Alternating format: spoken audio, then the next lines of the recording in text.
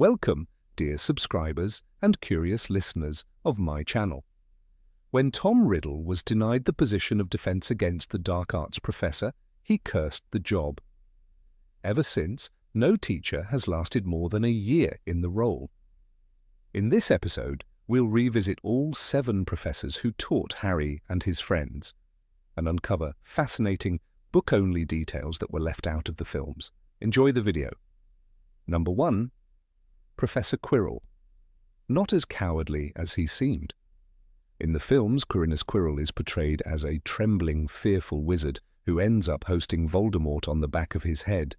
In the Philosopher's Stone, we don't even see him teaching. It's as if Harry learned nothing from him. All we remember is that terrifying face on the back of his skull. But in the books, Quirrell is painted quite differently. Hagrid says that despite his nerves, Quirrell was one of the most brilliant teachers at Hogwarts, and it's true, he was the first to discover where Voldemort was hiding. Not many could have done that. Number 2, Lockhart returned, but only in the books. After Chamber of Secrets, the truth about Gilderoy Lockhart came to light. He had stolen other wizards' achievements and fell victim to his own memory charm. After that, he vanished from the movies, but in Order of the Phoenix, he reappears briefly. While visiting Arthur Weasley at St. Mungo's Hospital, Harry and his friends run into Lockhart, who still doesn't know who he is, but hasn't lost his charm or his passion for signing autographs. Number 3, Lupin taught courage, but ran from his own fears. Remus Lupin is a fan favorite. A compassionate, wise and fair teacher, he taught Harry to face Dementors and conquer fear. But here's the twist. Lupin ran from his own fears. When his relationship with Tonks grew serious, he abandoned his pregnant wife and asked Harry to let him join the Horcrux hunt. Lupin was terrified that his werewolf condition would endanger his family.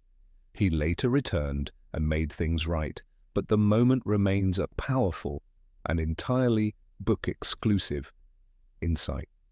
Number 4, Barty Crouch Jr., prisoner in his father's home. In Goblet of Fire, we find out that Mad-Eye Moody was actually Barty Crouch Jr. in disguise, using Polyjuice Potion to impersonate the Auror for a full year, but the film never explains how he escaped Azkaban. In the book, we learn that his parents secretly swapped him with his dying mother, and Barty lived for years in isolation under the Imperius Curse. Voldemort discovered this, seized control of the Crouch household, and eventually placed even Barty's father under Imperius. A much darker tale than the movie let on. Number 5, Umbridge, the liar with the locket. Dolores Umbridge might be the most hated character in the entire series. Her authoritarian cruelty, sadism, and hypocrisy were brilliantly shown on the screen. But one chilling detail from Deathly Hallows never made it to the film. Umbridge wore Slytherin's locket and claimed it was proof of her ancient pureblood lineage. In truth, she came from a Muggle family. Harry's fury ignited when he realized she was lying about her heritage, while sentencing Muggle-borns to suffering. Number 6, Snape and his obsession with darkness. In the 6th film, Snape finally gets the long-coveted Defense Against the Dark Arts post.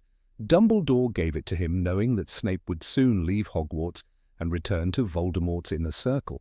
The movie barely shows him teaching, but the book paints a vivid picture. Snape was deeply invested in the subject. He taught it with reverence, almost with awe. Interestingly, when Harry later taught Dumbledore's army, he spoke about the subject in a similarly serious tone, wary but with deep understanding. Number 7, Carrow turned the subject into a nightmare. The films briefly mention Electo and Amicus Carrow, appointed at Hogwarts during Voldemort's reign, but what their teaching looked like, we never saw. Amicus Carrow was put in charge of Defense Against the Dark Arts, now simply called Dark Arts. Defense was no longer part of the curriculum. According to Neville, students were forced to practice unforgivable curses on fellow students, even first years. This wasn't education, it was torture, masquerading as schooling. Number 8, Mad-Eye. Moody gave real lessons only to Harry. All year long, students thought they were being trained by the legendary Auror Mad-Eye Moody. He showed them the unforgivable curses. He gave them brutal lessons in vigilance, But beneath the scars and growls was Barty Crouch Jr., a Death Eater in disguise, and while he taught the basics to the rest of the class, he gave Harry something more: private instruction, real training, a hidden curriculum designed for a specific outcome. In Goblet of Fire, Crouch Moody repeatedly places Harry under the Imperious Curse, not to harm him, but to test him, push him. "You're not supposed to like it, you're supposed to fight it," he barked as Harry struggled. No other teacher ever tried this. No other student was ever put under real, unforgivable curses during class. But Harry learned fast. By the end of the lessons, he could shake off the spell completely, a feat even adult wizards often failed to manage. The twisted genius of it all? Crouch was preparing Harry for Voldemort. He needed Harry strong enough to reach the graveyard alive, so he trained him harder than any other professor ever did, and it worked. When Voldemort cast the Imperious Curse during their duel, Harry resisted it. Not because of Dumbledore, not because of books, but because a Death Eater had made him ready. Number 9. Lupin almost attacked Harry, Ron, and Hermione earlier than the film showed. There was a moment in The Prisoner of Azkaban when everything could have gone terribly wrong, long before the drama at the Shrieking Shack. After the supposed execution of Buckbeak, Harry, Ron, and Hermione were walking back from Hagrid's hut through the darkening grounds. What they didn't know was that Remus Lupin, their kind and trusted professor, had forgotten to take his wolfsbane potion. The full moon rose behind the trees. Lupin was already changing. In the book, it's Severus Snape who saves them unintentionally. Furious and bitter, he forces them back to the castle, cutting off their path just in time. Minutes later, in the forest clearing they had just left, Remus lost control. "He didn't take his potion tonight," Sirius whispered later, pale and shaken. The film skips this near disaster, but the books make it clear if Snape hadn't intervened in that exact moment, 3 students could have faced a very different kind of monster. Number 10. Severus Snape wasn't the only candidate for the position in 6th year. When Horace Slughorn returned to Hogwarts in Half-Blood Prince, many assumed Dumbledore brought him back just to teach potions. But that wasn't the original plan. In a quiet conversation with Harry, Dumbledore reveals something surprising. He had offered Slughorn the defense against the dark arts post first. "Horace preferred his old subject," Dumbledore says simply. But it wasn't just about comfort. Slughorn knew the job was cursed.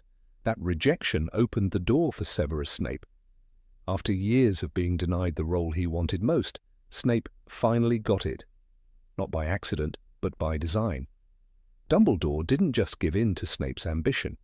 He needed to see what Snape would do with power. The school needed someone ruthless, someone who understood darkness but wouldn't be consumed by it. And Dumbledore needed to move his final pieces into place. Snape's appointment wasn't just about teaching spells, it was a test, a shift in loyalty, a necessary step in the plan that would lead to Dumbledore's death and Harry's survival. By giving Snape the job, Dumbledore was drawing a line in the sand, trusting a man who had once called Lily Evans a mudblood with the fate of her son. It was a gamble, a dangerous one. The films skipped over Slughorn's refusal. They didn't show the weight behind Snape's promotion, but the books make it clear this wasn't a reward, it was a countdown. The moment Snape took that post, the curse of the job took hold again. And the endgame began. Number 11, Dolores Umbridge hated half-humans. Dolores Umbridge didn't just hate rebellion, she hated anything that didn't fit her vision of magical purity. The films show her cruelty towards students, her love of rules, her obsession with order. But they softened something darker, her prejudice. In the books, Umbridge actively targeted magical beings she considered beneath her. Werewolves, centaurs, even house elves. She wasn't just a bureaucrat, she was an architect of oppression. In Harry Potter and the Order of the Phoenix, it's revealed that Umbridge wrote many of the laws that restricted the rights of werewolves like Remus Lupin. One such law made it nearly impossible for him to get work. She didn't stop there. When Hermione mentions centaurs, Umbridge snaps, "Beasts have no right to what they take for themselves." Her voice drips with hatred. She saw them not as intelligent beings, but as animals needing control. Her cruelty climaxed in the Forbidden Forest. Dragged before the herd of centaurs after insulting them, she screamed for mercy. "Filthy half-breeds!" she shrieked moments before they carried her away. When Dumbledore rescued her, she returned more shaken but not changed. She doubled down. In Deathly Hallows, she judged Muggleborns and justified her actions with a locket bearing the Slytherin crest, a fake relic to hide her fear and hypocrisy. To Umbridge, anything not human, not pure, was a threat. She smiled while signing decrees that destroyed lives. She sipped tea while condemning others to silence. Her evil wasn't loud like Voldemort's. It was quieter, polished, bureaucratic, but it was still evil, and far more real. Number 12. Gilderoy Lockhart was almost sorted into Ravenclaw. Gilderoy Lockhart had the brains for Ravenclaw, but that much was certain. He was clever, curious, and obsessed with magical theory. On paper, the Sorting Hat nearly sent him straight to the Tower of Wit and Wisdom. But Lockhart didn't just want knowledge, he wanted applause, fame. His hunger for recognition outweighed his love of learning. And so the hat paused, then called Gryffindor. In Order of the Phoenix, there's a blink-and-you-miss-it moment that reveals where Lockhart ended up. As Harry waits in Dumbledore's office, he notices a moving portrait of none other than Gilderoy Lockhart smiling proudly from the wall. He's not remembered for academic brilliance. He's there as one of Gryffindor's notable alumni. A ridiculous honor, perhaps, but fitting for someone who valued showmanship above scholarship. Lockhart's entire Hogwarts career was a performance. He believed he deserved the attention of the whole school and wrote letters to the Daily Prophet before he'd even left his 5th year. Teachers were baffled. Professor Flitwick once remarked, he always had a certain flair, just not much substance behind it. And that's the tragedy of Lockhart. He had the gifts to become a real expert, but he chose the easy way, to steal glory rather than earn it. Still, the Sorting Hat never forgets potential. Maybe that's why it hesitated. Maybe somewhere deep inside Lockhart's vanity was the spark of a true Ravenclaw. But ambition, twisted by ego, led him elsewhere. To a house known for bravery, yes, but also for bold mistakes. Number 13, Remus Lupin got the job only because of Sirius Black. Remus Lupin is remembered as one of the best defense against the dark arts professors Hogwarts ever had, kind, patient, and brilliant. In the film The Prisoner of Azkaban, his arrival feels like a gift, finally a teacher who truly cares. But the books tell a different story. Dumbledore didn't just hire Lupin because he was qualified. He hired him because he was a marauder, because he knew Sirius Black. When Harry first learns that Black has escaped from Azkaban, Dumbledore is already 2 steps ahead. In the book, it's made clear that Lupin was brought in partly because of his old friendship with Sirius. "I thought perhaps you might know Black's methods," Dumbledore says quietly, hinting that Lupin's knowledge of Sirius's past could be used as a shield for Harry.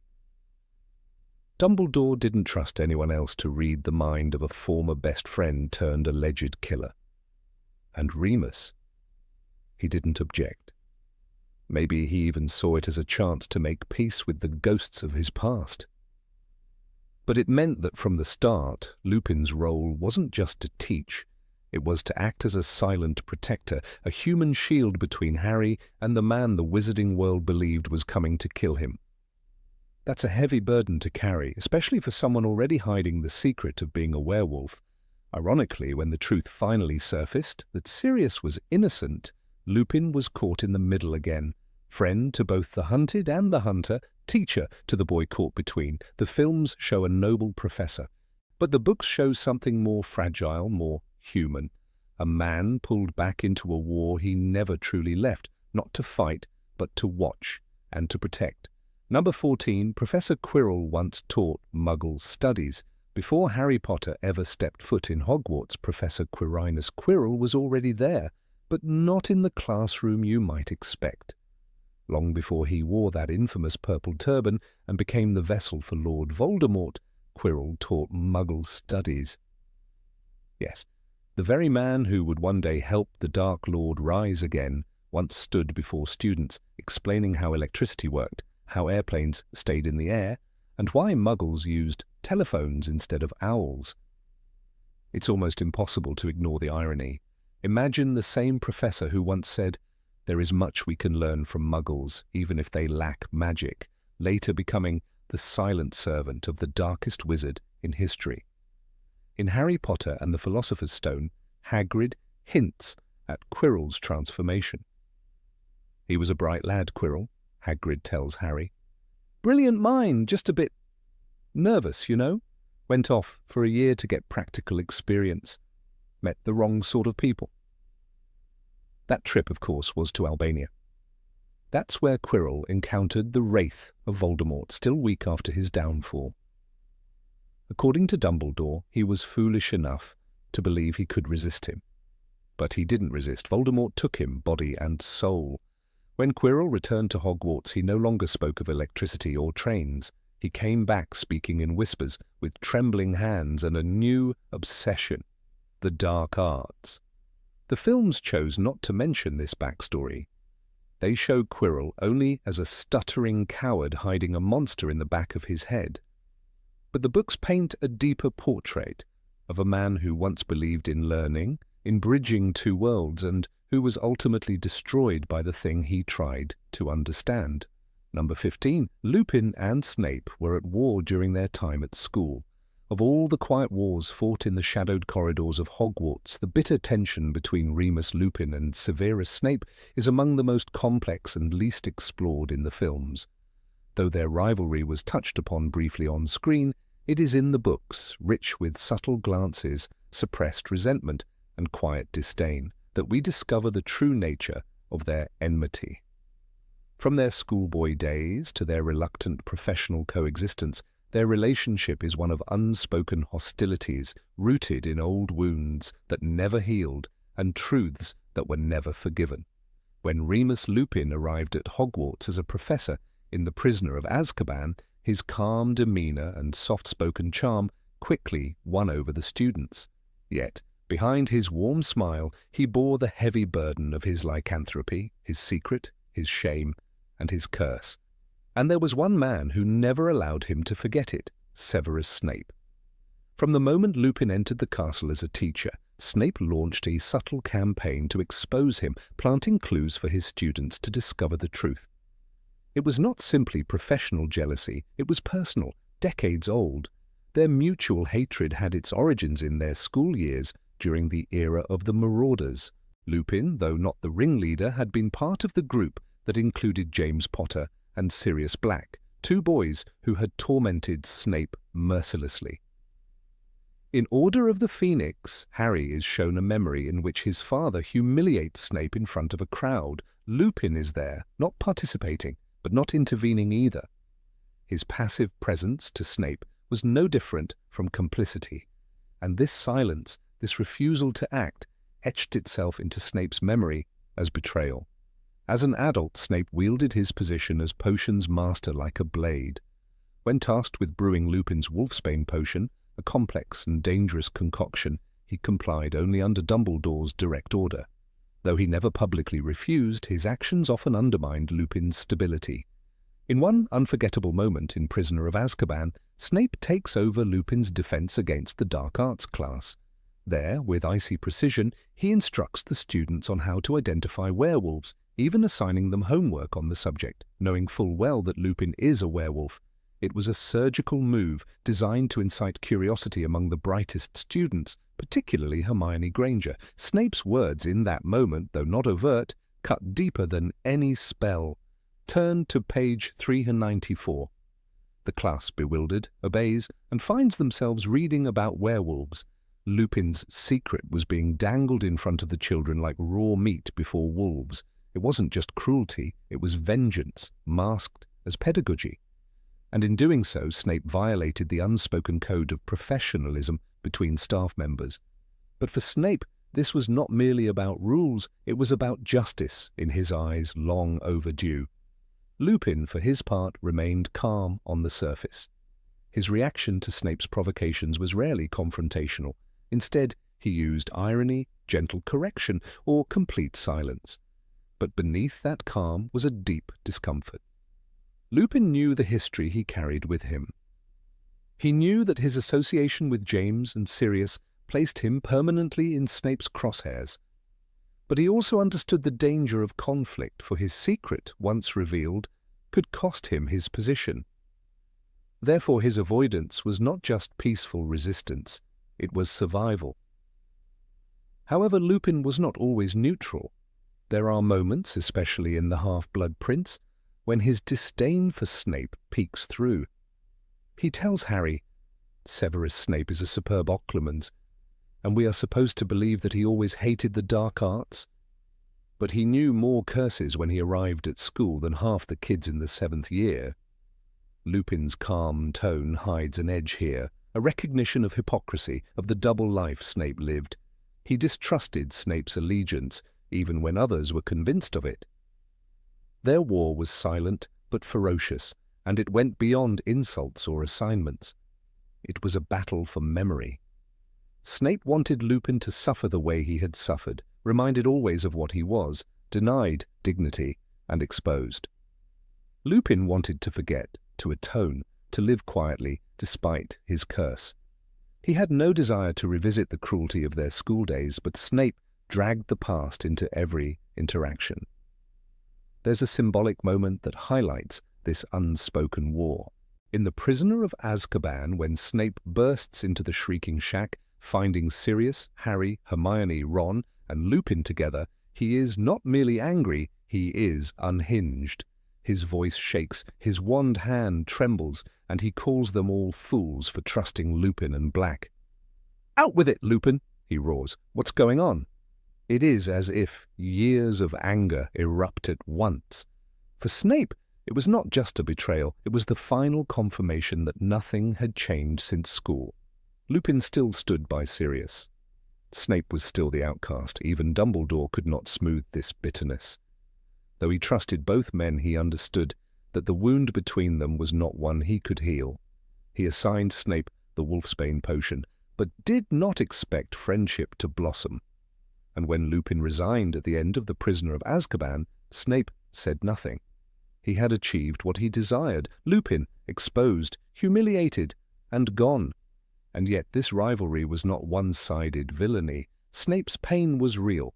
The bullying he endured, the terror of the prank Sirius once pulled, luring him toward Lupin in werewolf form, was not imagined. Lupin had done nothing to stop it. His quiet passivity allowed the cruelty to flourish. For Snape, Lupin's inaction was a betrayal of morality. In his mind, a good man would have stepped in, and so Snape denied Lupin the dignity of a second chance. Number 16. Umbridge was punished after Voldemort's fall. Few figures in the wizarding world inspired such universal disdain as Dolores Jane Umbridge.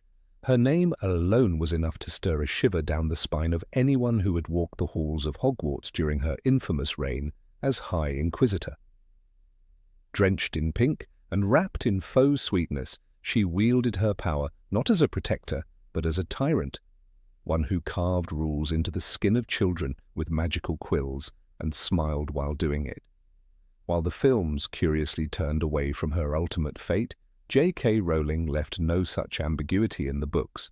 Justice, long delayed, did in the end arrive. After the Battle of Hogwarts, when the Dark Lord fell and the dust of war finally settled, the wizarding world was left in a fragile state. The Ministry of Magic, previously infiltrated and corrupted by Voldemort's followers, required complete reconstruction. Among the many files that passed through the hands of the new administration were reports, testimonies, and magical records detailing the atrocities committed under Voldemort's puppet regime. In those stacks of parchment, Umbridge's name surfaced again and again, inked with bitterness and fear by those who had suffered her cruelty. Under Voldemort's regime, Umbridge had served as a senior figure in the Muggle-born Registration Commission, It was a position cloaked in bureaucratic formality but rotten at the core. Her job, in essence, had been to accuse innocent Muggle-borns of stealing magic and strip them of their rights, often sending them to Azkaban or worse. She thrived under the regime's new laws, using them as an excuse to persecute those she had always despised. Her actions were not merely administrative, they were personal, vicious, prejudiced.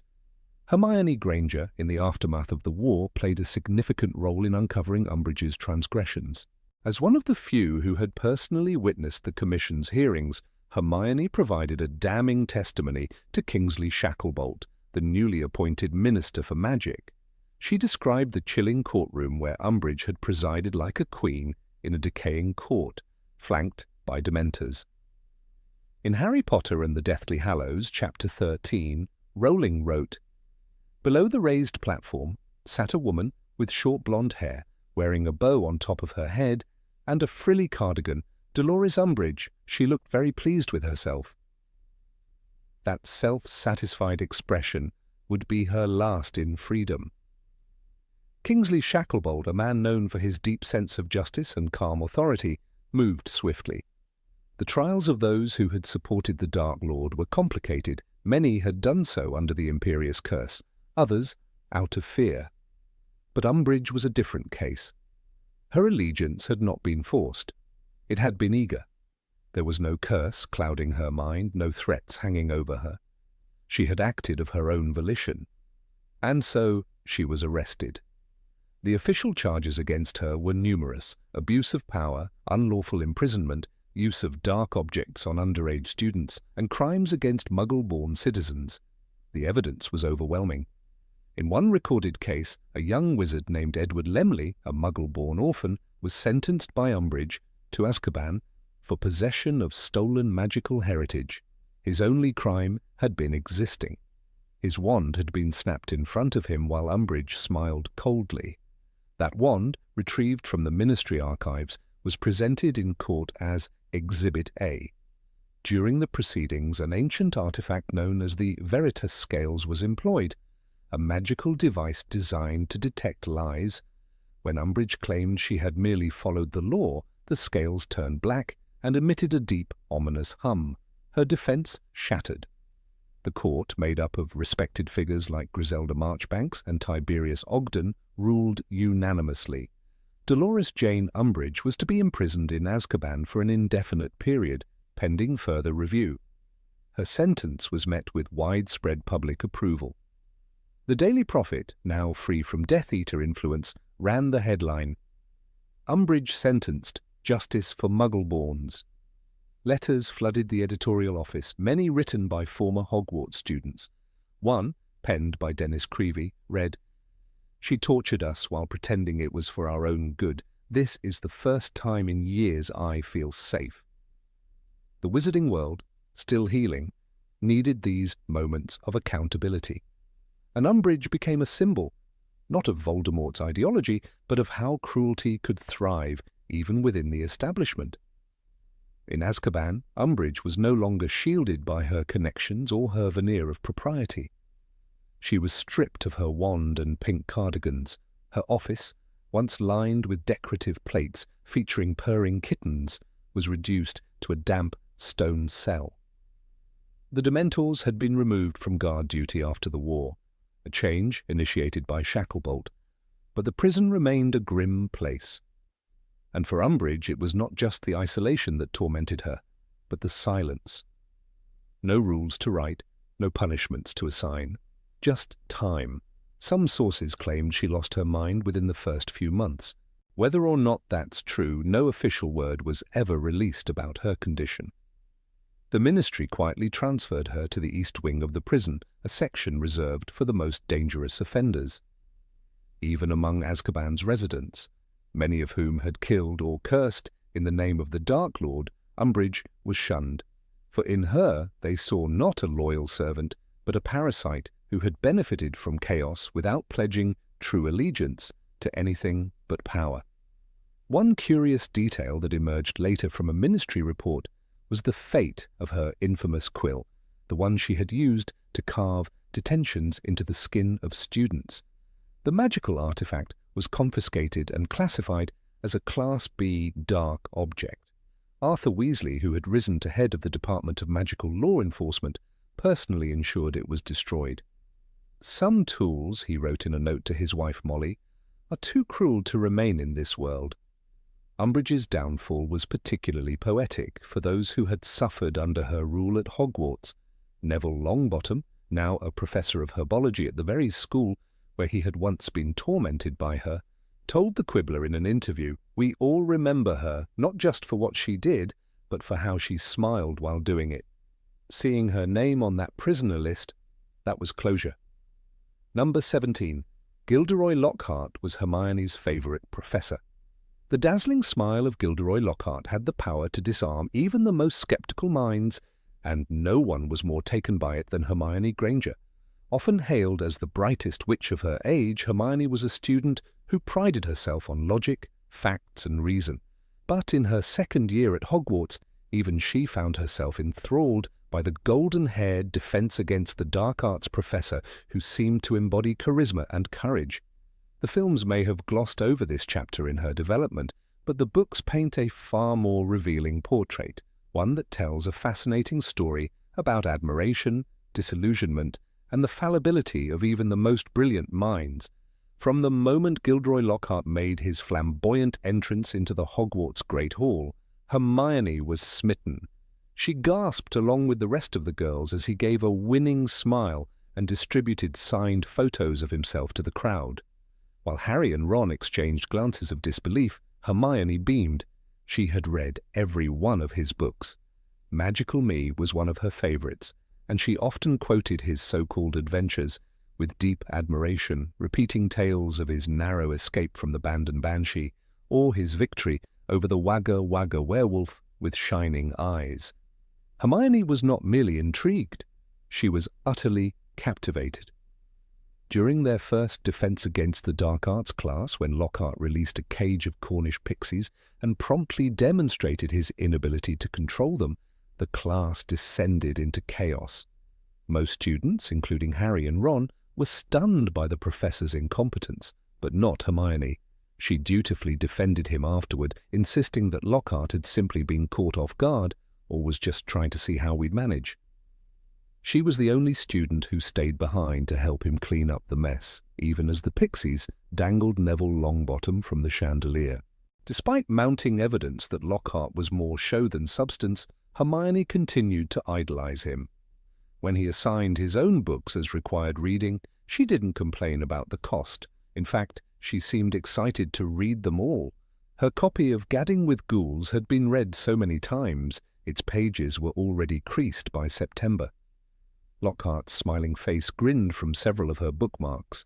To Hermione, this was not just a teacher, it was a living legend. She frequently raised her hand in class, eager to answer questions about Lockhart's supposed achievements.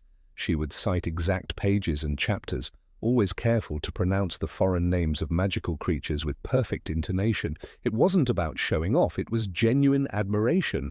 Lockhart's tales seemed to her a beacon of what bravery and knowledge could accomplish, and she wanted desperately to believe in them. It is easy to forget, in light of her later maturity, that Hermione was only 12 years old during this time. Perhaps the most telling detail lies beneath the surface. Hermione kept signed photographs of Lockhart under her pillow. This fact, mentioned in Harry Potter and the Chamber of Secrets, is both touching and revealing.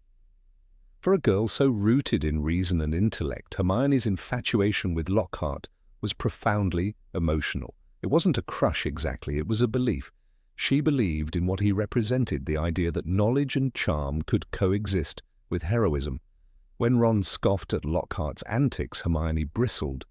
She defended the professor fiercely, often accusing her friends of jealousy. In one notable scene, when Lockhart offers nonsensical advice about curing Harry's arm after the Quidditch accident, Hermione still clings to hope, citing one of Lockhart's past successes.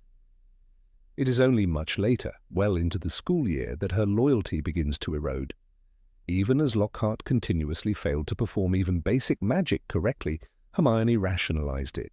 She saw his mistakes as quirks rather than flaws, and she attributed his stumbles to his busy schedule or misunderstood genius.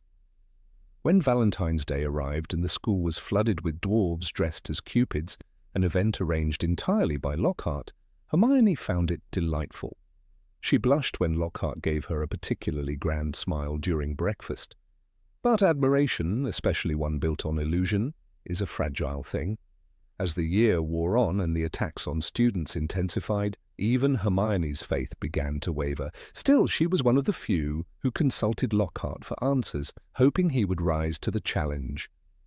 In her eyes, he had done it all before. Surely he would save the school now. The turning point came when Hermione was petrified. While she was recovering in the hospital wing, Harry and Ron had to face the truth about Lockhart on their own. But one has to wonder, if Hermione had remained conscious, would she have accepted the truth so easily? Would she have joined Harry and Ron in confronting Lockhart in his office, demanding he follow through on his promises to find the Chamber of Secrets? Her admiration wasn't merely a narrative footnote, it was a deep, emotional investment. Lockhart represented an ideal that Hermione wanted to believe in. To understand this, one must remember that Hermione, despite her maturity and intelligence, was often lonely. She was a Muggle-born student in a world where bloodlines mattered. Lockhart's books, with their tales of magical triumphs and recognition, offered her a vision of acceptance and glory she had yet to experience. He was popular, successful, and adored. Perhaps, subconsciously, she longed to be seen the same way. The betrayal, when it finally landed, was not just a realization that Lockhart was a fraud, it was the collapse of an entire belief system. In Chamber of Secrets, when Lockhart reveals that he never performed the feats he wrote about and had instead used memory charms on real heroes to steal their stories, the shock is palpable. "It's really quite simple," Lockhart admits smugly. "If there's one thing I pride myself on, it's my memory charms." Number 18. Severus Snape was the only one who truly resisted Riddle's curse. It is one of the most chilling mysteries to linger in the stone-cold corridors of Hogwarts School of Witchcraft and Wizardry, the cursed position of defense against the dark arts. Since the 1950s, when a young Tom Riddle was denied the post by then-headmaster Armando Dippet, the teaching role became an enigma of ill fate. No professor, however skilled or eager, lasted more than a year. Some were driven mad, others disfigured or killed. A few vanished without trace. The role became a revolving door of doom until, quite unexpectedly, one man defied its cursed rhythm: Severus Snape. From the outside, Snape's term in the cursed position was no different from the others.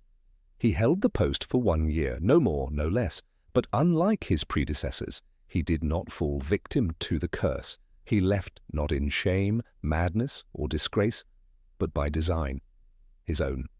His departure was neither forced nor unexpected. It was a move orchestrated months in advance in a plan more intricate than any taught in the very subject he had mastered. And therein lies the twist. Severus Snape did not suffer the curse. He beat it. Snape's appointment to the post of Defense Against the Dark Arts teacher in the 1996 to 1997 academic year was met with dread and suspicion. For years he had coveted the role, and for years Albus Dumbledore had denied it to him. Many believed this refusal was due to mistrust. Others speculated that Dumbledore feared what Snape might become if given power over the darkest of subjects. But the real reason was more complicated. Dumbledore suspected the curse was real, and if the curse took Snape, it would destroy a piece too vital to the greater game being played. Yet in his final year at Hogwarts, Dumbledore relented. He granted Snape the post he had long desired. It seemed ill-timed, given the rising tension in the wizarding world, the increasing influence of Lord Voldemort, and the ever-tightening grip of darkness on Hogwarts itself. But Dumbledore had a reason, and Snape, as always, had a role to play. What few understood at the time was that Snape's ascension to that position was not a coincidence. It was a move made in anticipation of his exit. Dumbledore had asked him to take it, not to fill a teaching void, but to prepare for the end. The curse had become almost a joke among students by then. Every September, a new teacher walked into the Great Hall, and every June they left in disgrace. Quirrell had fled with Voldemort attached to the back of his head. Gilderoy Lockhart had his memory wiped by his own wand. Remus Lupin, kind and brilliant, had been exposed as a werewolf and forced to resign. Barty Crouch Jr., disguised as Mad-Eye Moody, had been unmasked as a Death Eater. Dolores Umbridge, the Ministry's own enforcer, had been dragged into the Forbidden Forest and never returned to power. The position devoured them all, except for Snape. What made Snape different was not immunity to magic, nor luck. It was that he never planned to stay. Unlike others, he didn't cling to the position or stumble into it. His tenure was a chapter in a narrative that stretched far beyond the classroom. Every lesson he taught, every duel he oversaw, every cursed object he confiscated was part of a greater tapestry. In the shadows of Hogwarts, Snape was more than a teacher. He was a double agent, a vessel of secrets, and a player in a game where both sides believed they owned him. In truth, he belonged to neither. The curse, if one believes in such things, reacted to permanence. It rejected possession. But Snape never intended to possess the role. He used it, manipulated it, turned the hexed position into a stepping stone for a darker stage. When he cast spells in that dim classroom, when he led defensive drills and instructed students on counter-curses, he was not cementing a legacy. He was preparing for a murder. Albus Dumbledore was dying. He had been cursed by the Ring of Marvel-O'Gaunt, one of Voldemort's Horcruxes, a fatal hex spread through his body, unstoppable and consuming. Snape had contained it temporarily, but the end was certain. Dumbledore, ever the strategist, knew his death must serve a purpose. He also knew that Voldemort would only ever trust Snape if Snape did something irreversible. That something was murder. And so they plotted. Dumbledore's death would not be an accident or a betrayal. It would be a gift, given in silence, wrapped in screams. Snape agreed to kill him when the time came. "You must be the one to kill me, Severus," Dumbledore said, according to Snape's own memories, later revealed to Harry in the Pensieve. "Only then will the Dark Lord trust you completely." This pact sealed Snape's fate, not just as the killer of the only man who truly believed in him, but as the man who would walk through fire for a world that hated him. The defense against the dark arts position was a means to that end. Snape's promotion gave him authority. It placed him in the castle's hierarchy at a time when Dumbledore's control was slipping. It gave him access to secrets, and, most crucially, it distanced him from suspicion. The man who had long been accused of dark sympathies was suddenly teaching students how to defend against evil. In a cruel irony, it made his eventual crime all the more devastating. No one could say they hadn't seen it coming. Yet everyone was surprised. When the fateful night came, when Death Eaters invaded the castle, when the Astronomy Tower became a stage for sacrifice, Snape stepped forward. Dumbledore pleaded, not for mercy, but for the fulfillment of a promise. "Severus, please."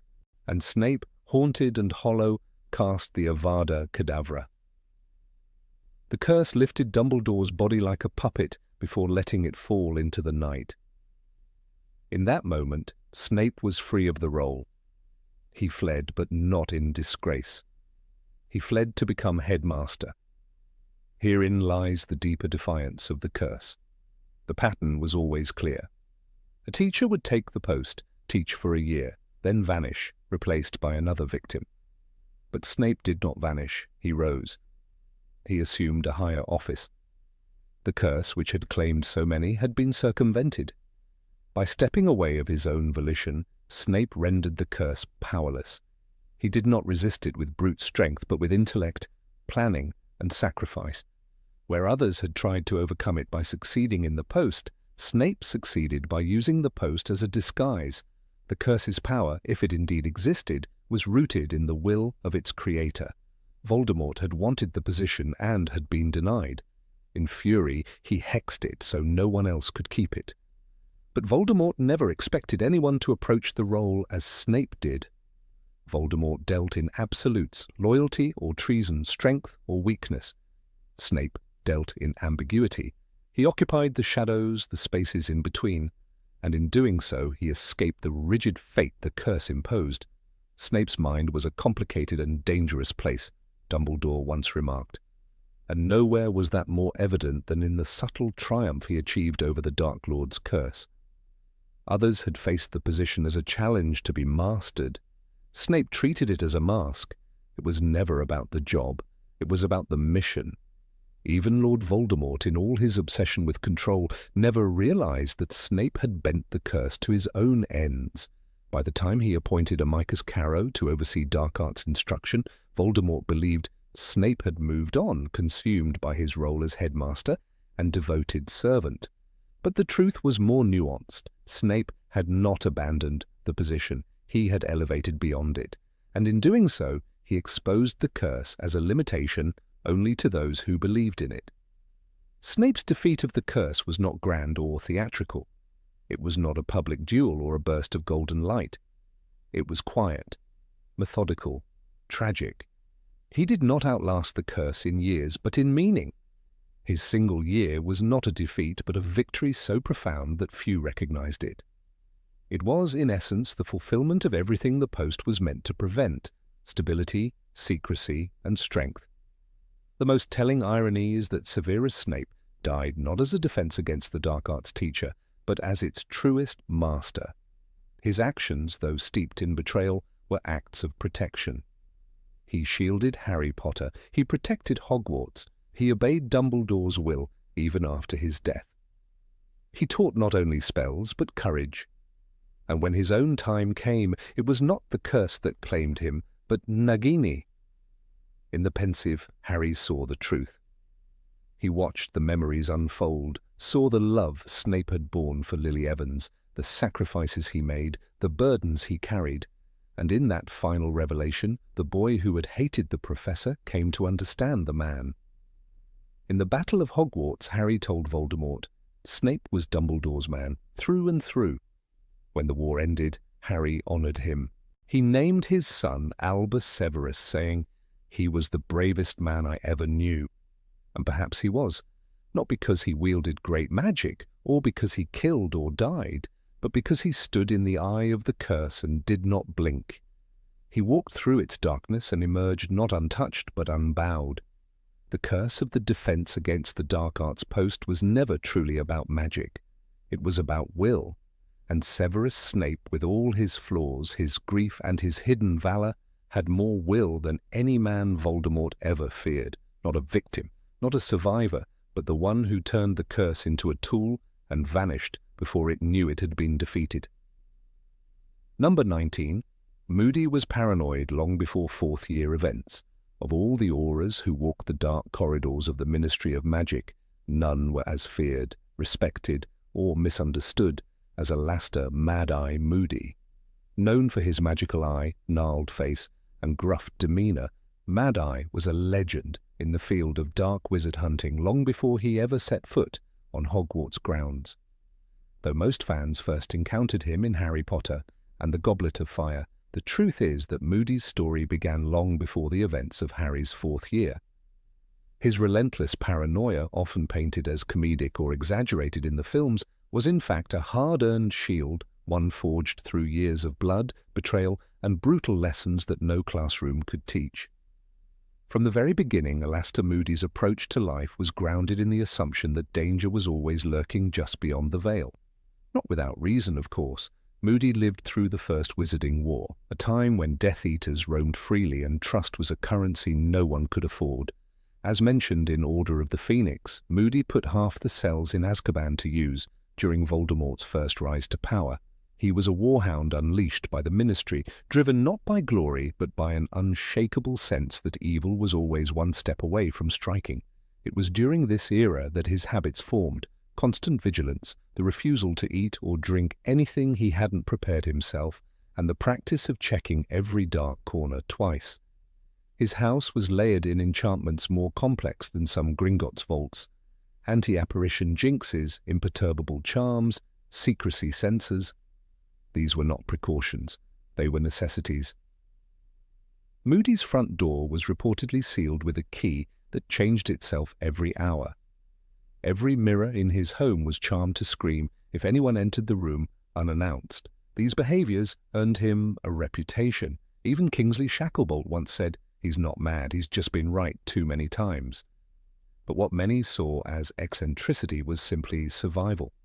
Moody's suspicions weren't limited to known enemies. He distrusted his colleagues, his superiors, and even the tools of his own trade.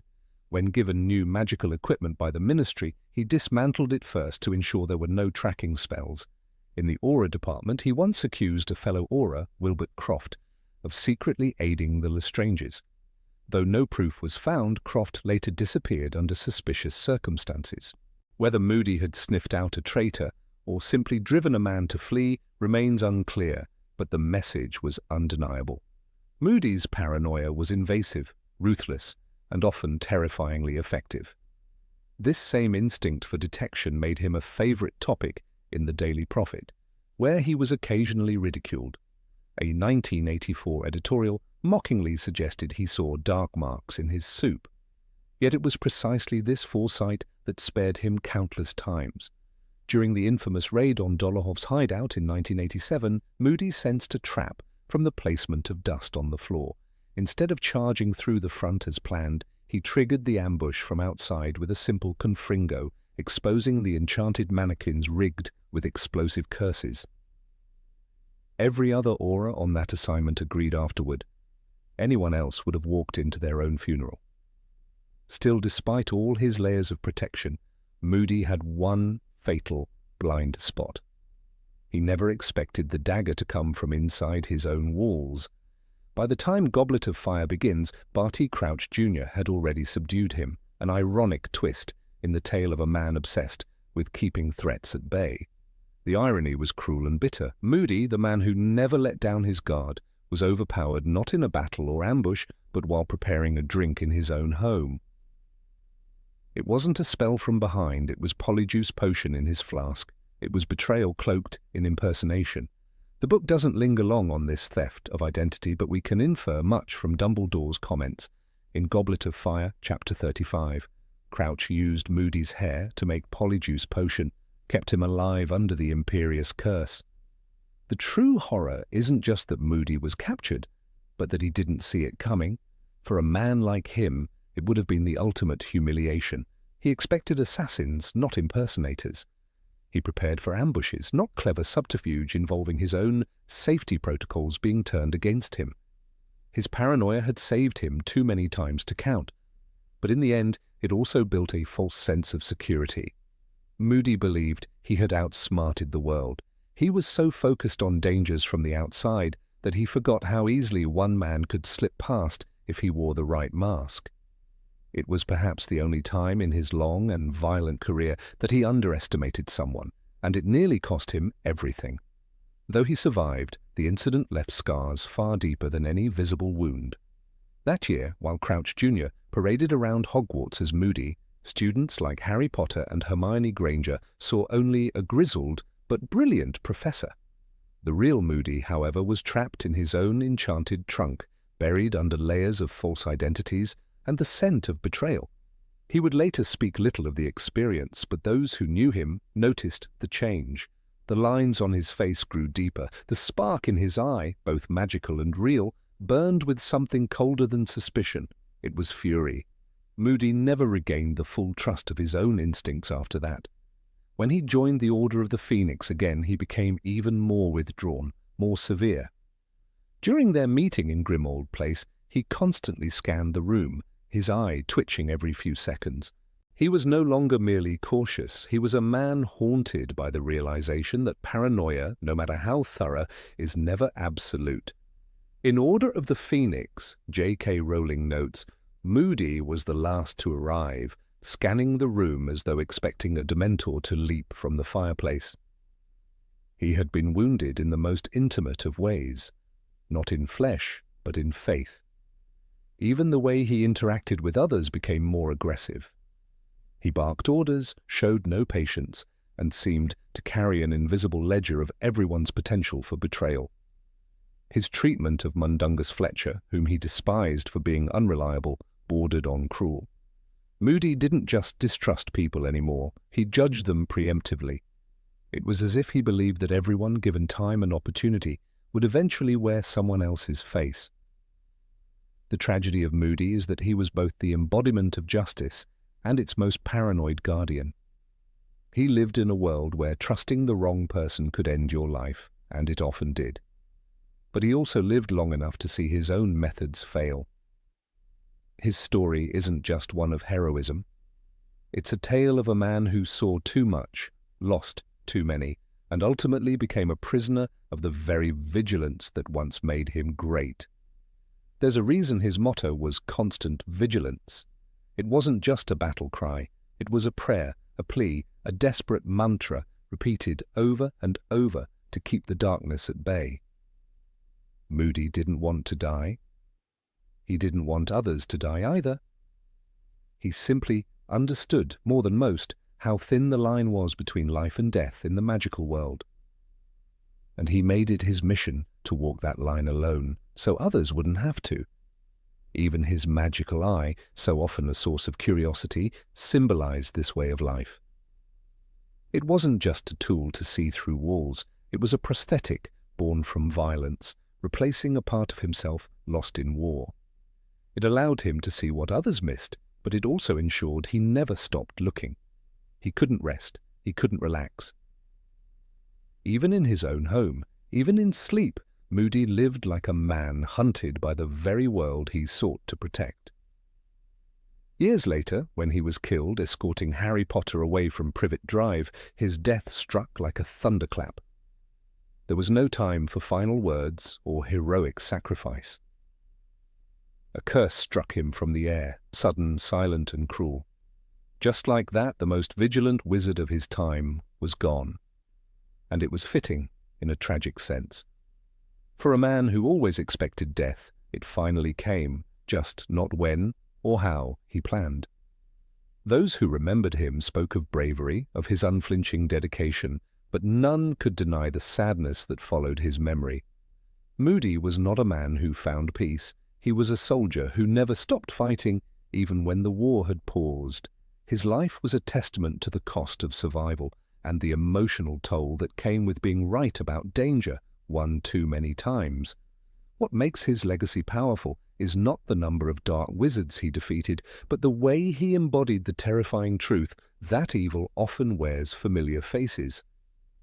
Moody didn't trust easily because he had seen how quickly a friend could become a traitor.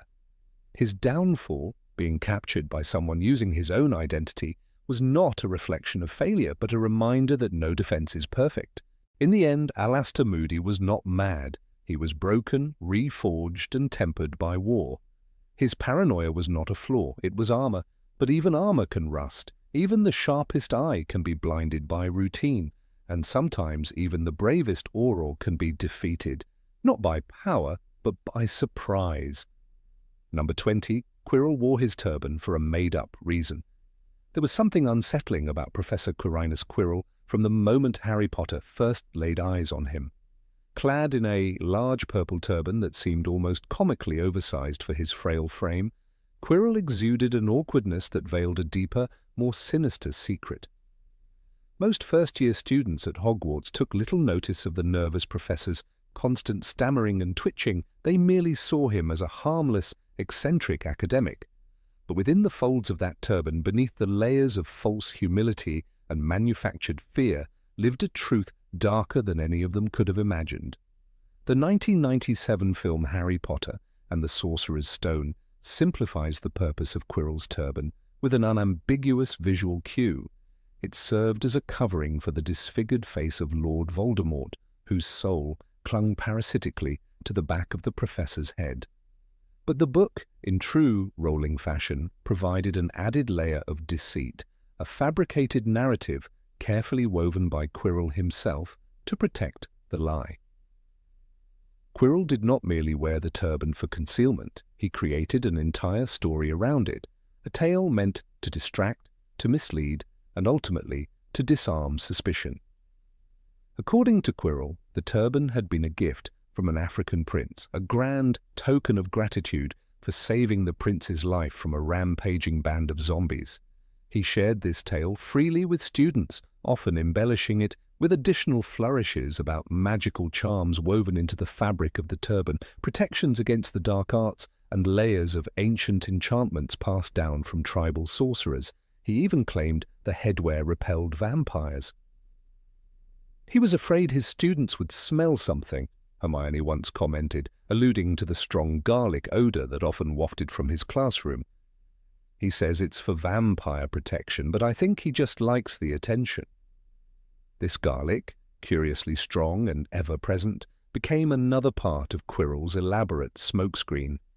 He decorated his office with garlands of the pungent bulbs, claiming they were necessary to fend off dark creatures. The smell was unbearable, but it served its purpose. It masked the decay of the soul, slowly consuming him from within. Garlic, zombies, vampire-repelling spells, each a thread in the tapestry of his constructed persona. The image was meant to deflect suspicion from the truth, that Quirinus Quirrell, the stammering, nervous defense against the dark arts professor, had become the host of the most feared dark wizard in the world. The reality was far more disturbing than the fantasy. Quirrell had once been a bright student at Hogwarts, sorted into Ravenclaw for his sharp intellect and insatiable curiosity. But knowledge, when left unchecked, can lead even the most brilliant minds down dangerous paths. Quirrell set out after graduation on a journey through the dark places of the world, hoping to gain first-hand knowledge of the dark arts. His mistake was in believing he could study evil without being consumed by it. In the forests of Albania, Quirrell did not find mere texts or trinkets. He found Voldemort, disembodied, weakened, but still terrifyingly persuasive. Voldemort saw the hunger in Quirrell, the crack in his integrity, a thirst for greatness, a longing to be recognized, admired, even feared. The Dark Lord promised him power, knowledge beyond his imagining. In return, he demanded complete obedience. At first, Voldemort merely accompanied him, a whispering presence, a voice in his mind. But eventually, he demanded more. Quirrell surrendered not just his will, but his body. Voldemort latched onto him like a parasite, feeding off his life force, anchoring himself to the material world through the professor's flesh. Thus the turban was born, not as a gift from an African prince, but as a makeshift shroud for a second face, one that should not have existed. Quirrell's performance at Hogwarts was one of deception so thorough it bordered on madness. The nervous stammer was an act, a carefully crafted illusion designed to evoke sympathy and lower defenses. As Dumbledore would later reflect, fear of a name increases fear of the thing itself. Quirrell understood this principle all too well. By appearing weak, he was underestimated. No one suspected that behind the trembling hands and stumbling speech was a man who had already committed himself to murder and theft. He even volunteered to lead the security measures for the Philosopher's Stone, all while plotting to steal it. The turban played a critical role in this performance. Its unusual appearance gave him an excuse for secrecy. Whenever someone inquired about it, students, colleagues, even curious ghosts, he had an answer prepared. He would recount his zombie tale with just the right amount of bashful humility, as if embarrassed by the praise it earned him. No one questioned him too deeply. Who would dare insult a gift from a foreign dignitary? Who would challenge the magical knowledge of a defense against the dark arts professor? But the turban was not merely a visual cover, it became a symbol of Quirrell's duality. On the outside, it represented heroism, exoticism, and magical knowledge, but underneath, it concealed the rot of corruption and the presence of a murderer. In time, the burden of carrying Voldemort began to take its toll. His body weakened, he grew pale, his eyes shadowed, his breath short. And yet he pressed on, determined to fulfill the mission given to him, to retrieve the Philosopher's Stone and restore his master to power. The lie began to crumble when Harry, Ron, and Hermione noticed inconsistencies. The stammer faded when Quirrell grew angry. The garlic seemed increasingly absurd. And then there was the turban itself, always present, never removed, not even in the hottest summer days or during meals. In the book, Rowling writes, Professor Quirrell smiled weakly, but there was a look in his eyes that made Harry feel very uncomfortable. It was a fleeting moment, easy to overlook, but it spoke volumes about the darkness creeping behind the professor's eyes. When the truth was finally revealed, it was more grotesque than any student could have imagined. In the underground chamber housing the Mirror of Erist, Harry confronted Quirrell face to face. The professor, now free from pretense, spoke clearly, without a stammer. The garlic, the turban, the stories, they were gone. Only the reality remained. "He is with me wherever I go," Quirrell said. "I met him when I travelled around the world. I was a foolish young man, full of ridiculous ideas about good and evil." That admission sealed his fate. The moment Quirrell unwrapped his turban in front of the mirror, exposing the grotesque visage of Voldemort on the back of his head, the illusion shattered. This was not a man with exotic adventures to boast about. This was a puppet, hollowed out and filled with hate. Harry would have screamed, but he couldn't find his voice. Voldemort's face was white and pasty, with wide, livid red eyes and slits for nostrils like a snake. Rowling painted the moment with cold clarity. The turban, now discarded, had done its work. And yet even in that final moment, Quirrell clung to his lies. He still believed he was acting of his own free will, that he had chosen greatness. But Voldemort cared nothing for him. When Quirrell failed, the Dark Lord abandoned him, leaving behind a broken shell. The magic of Harry's mother, her sacrificial love, proved too much for the parasitic bond between host and master. Quirrell, unable to touch Harry without agony, disintegrated under the weight of a power he never understood. The tragic irony of Quirinus Quirrell is that he might have been a good man once, a scholar, a seeker of truth, but he chose ambition over wisdom, deception over integrity. And in the end, he constructed an entire fantasy, a turban gifted by royalty, wards against vampires, daring escapes from zombies, just to avoid facing the monster he had become. His turban was not only a disguise, it was a monument to cowardice. In retrospect, the details were always there. The slight pause in his stammer, the tremble in his fingers when Harry walked by, the shadows under his eyes, the sickly colour of his skin. Every student saw him, but no one really looked. He had made himself invisible through absurdity, and in doing so hid a horror in plain sight. It is a lesson, perhaps, in how evil often cloaks itself not in fearsome power, but in weakness, pity, and comic eccentricity. Even the headmaster, Albus Dumbledore, admitted later that he had underestimated Quirrell. He was not wholly evil, perhaps, Dumbledore told Harry, but he was weak, and Voldemort's greatest weapon is finding the weakness in others.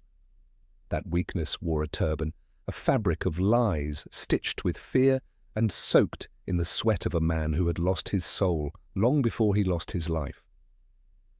In the end, the turban serves as a symbol of one of the most important themes in the Harry Potter series, the difference between appearance and reality.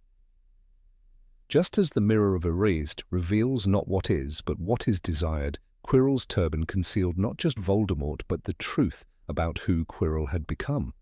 The boy who once read ancient runes with trembling hands became the man who allowed evil to grow from the back of his skull. No other teacher at Hogwarts ever wore such a conspicuous item, nor did they weave such elaborate stories about their attire.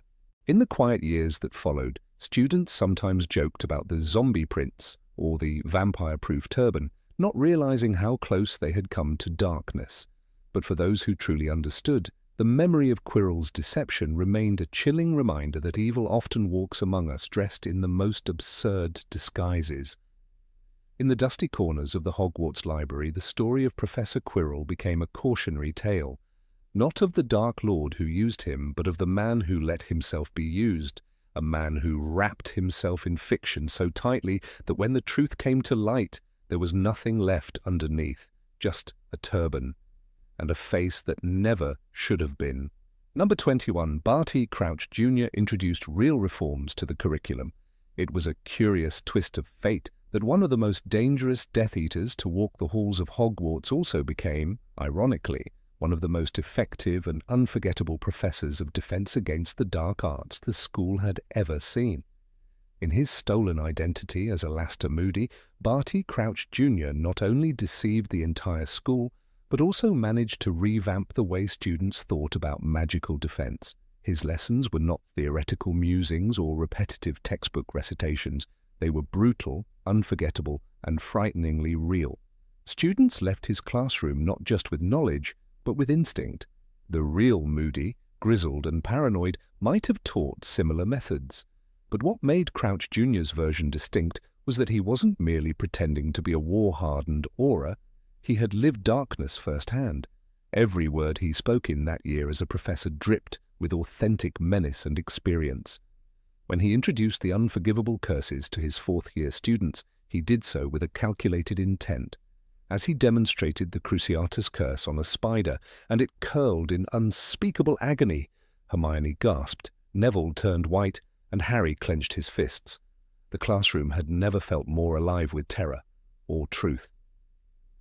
"Now the Cruciatus curse," he said, "needs to be done with the right amount of cruelty behind it. You really have to mean it." These weren't idle warnings. They were truths spoken by someone who had both cast and survived these curses.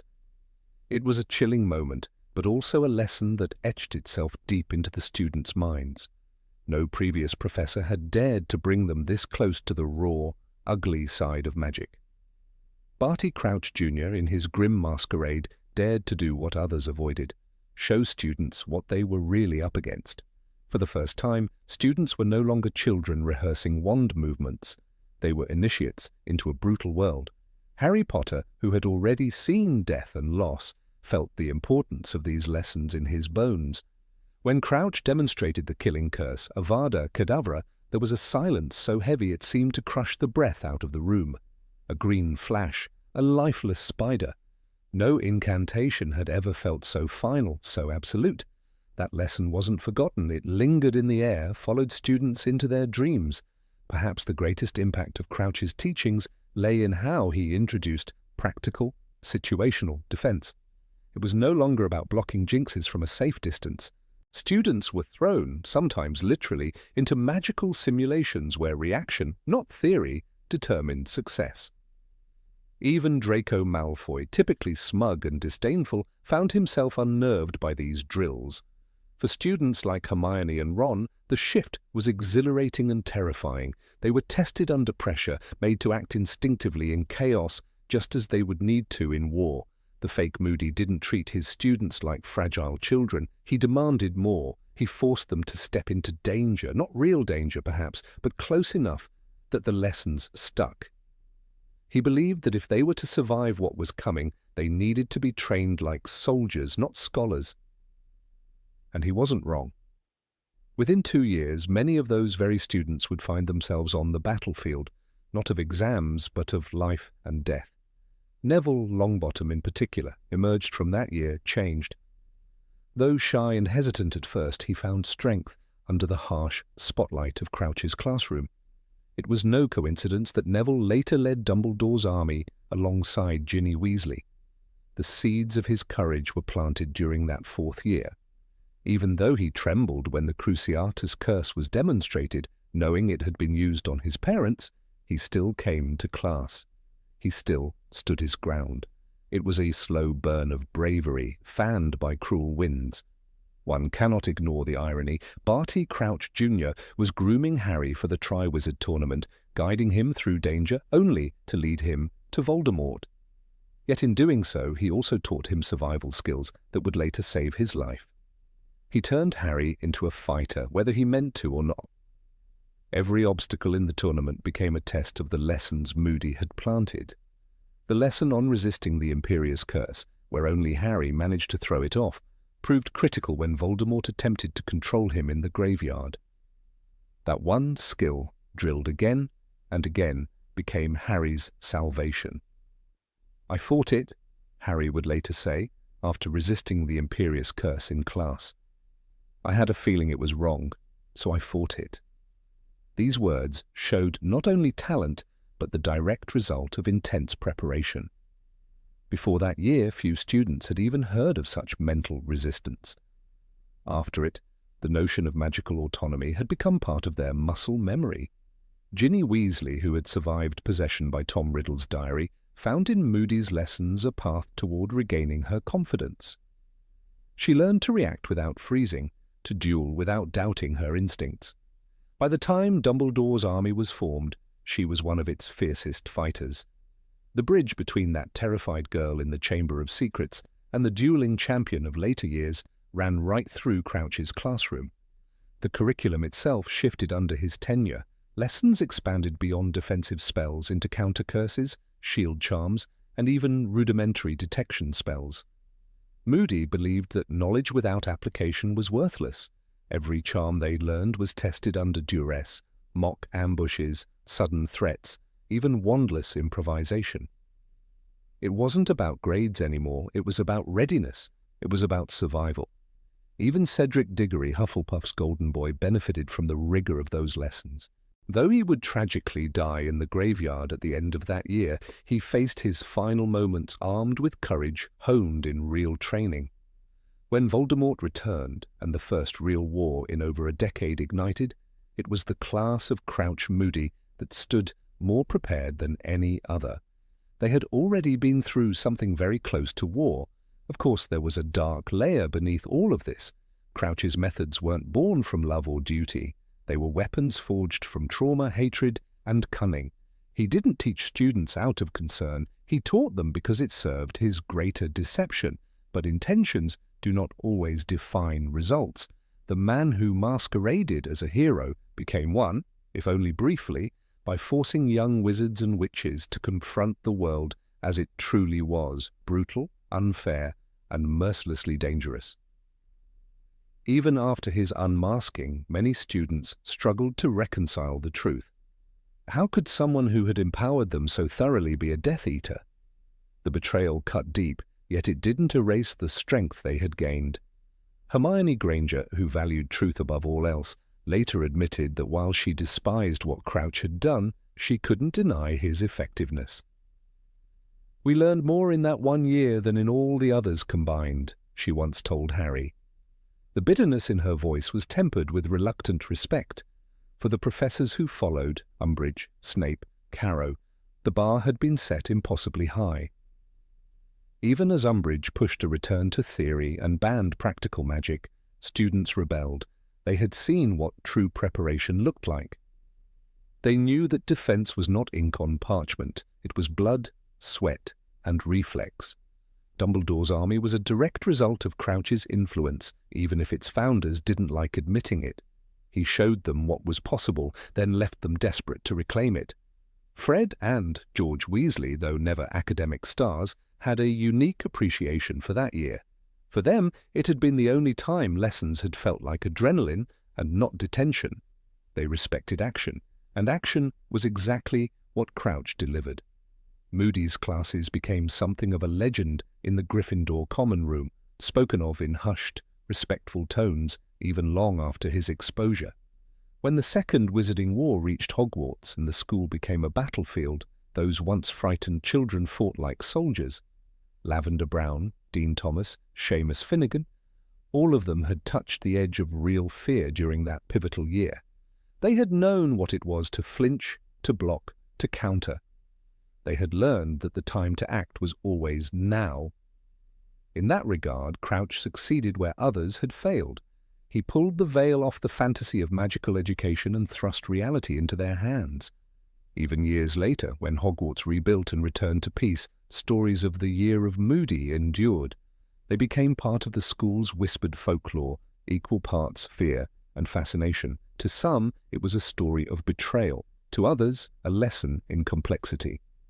Good teaching, they realized, does not always come from good people. Sometimes the fire that forges you burns from cursed wood.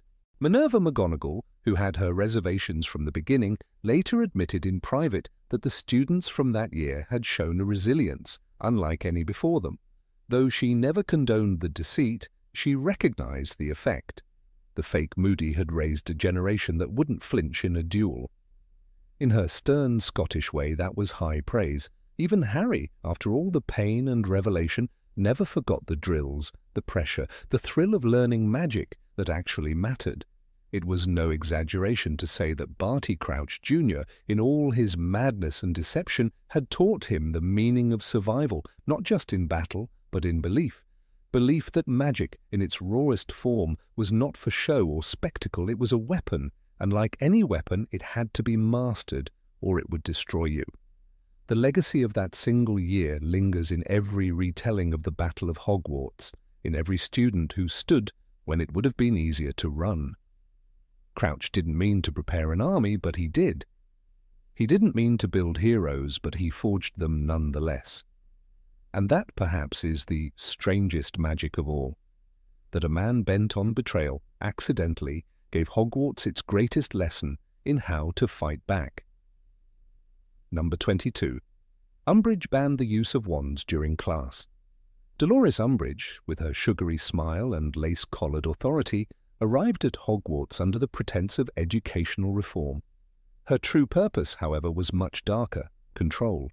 The Ministry of Magic, fearful of Dumbledore's influence and the whispers of Voldemort's return, installed her as High Inquisitor. One of her earliest and most shocking decrees was the total ban on the use of wands during Defense Against the Dark Arts classes. While the film adaptation of Order of the Phoenix hinted at this restriction by focusing on the denial of practical spellcasting, the book went further. It painted a chilling picture of magical suppression. Students were to keep their hands visible, their wands untouched, their skills unsharpened. In the oppressive atmosphere of Umbridge's classroom, students were reduced to passive readers reciting dry passages from Defensive Magical Theory by Wilbert Slinkhard. The classroom became a parody of education. Instead of practicing shielding spells or stunning charms, they analyzed the theoretical underpinnings of self-defense. "Wands away," Umbridge had ordered with false sweetness, and so they stayed, tucked in bags or lying uselessly on desks. "There will be no need to talk," she said. "No need to think. You will read and memorize."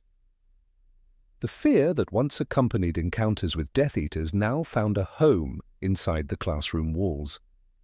The effect of this rule was immediate and deeply felt. Hermione Granger, who had never met a textbook she didn't like, was aghast. She understood the danger not only of losing magical proficiency, but of allowing ignorance to fester under the guise of safety. Ron Weasley fumed in silence, while Harry Potter, already scarred by the return of Voldemort, knew exactly what it meant. They were being left defenseless. "How are we supposed to pass our OWLs without practice?" he had asked aloud in defiance. But in the book, Umbridge had her answer. "There is nothing in the theory you need to practice. Magic is not something to be brandished like a sword." She offered platitudes while disarming an entire generation. Neville Longbottom, who had struggled for years to build confidence in his magical abilities, suffered acutely. His progress had been slow but real. With Professor Lupin and later Professor Moody, Barty Crouch Jr. in disguise, he had finally begun to cast spells with strength. Under Umbridge, he reverted to self-doubt, staring at his hands as if they no longer belonged to a wizard. For him, and many like him, magic was not just an academic subject. It was a path to self-worth. Umbridge's restrictions struck at the heart of their identity. Even the classroom layout changed. Desks were lined up in rigid rows, with Umbridge sitting in her throne-like chair at the front, a clipboard in hand. The very sight of a wand being touched was enough to earn detention. "Hands on desks," she would say, her tone syrupy and cold. She watched their every move, as if expecting rebellion to emerge from the flick of a wrist. In her world, discipline mattered more than defense. Control mattered more than truth. Safety, she claimed, would come from obedience, not skill. This total suppression of magical practice was unprecedented at Hogwarts. Even during periods of turmoil, students had always been encouraged to engage actively with their magic. Professors like Flitwick, Sprout, and McGonagall valued hands-on learning. The castle itself seemed to hum with life when spells flew through its corridors. Now, silence reigned. The sense of wonder, of discovery, of magical evolution was smothered under Umbridge's pink cardigan and catplate decor. The students, especially those in Harry's year, quickly began to feel the consequences. There was a growing sense of unease as they realized they were being prepared not for war, but for failure. Hufflepuffs and Ravenclaws, who had once quietly followed rules, began to whisper about how wrong this all was. In the Gryffindor common room, conversations turned urgent. What would happen if another Cedric Diggory were attacked? What if Voldemort came for them and they could do nothing but cite passages from Slinkhard's book? The ban on wands was not just about denying power.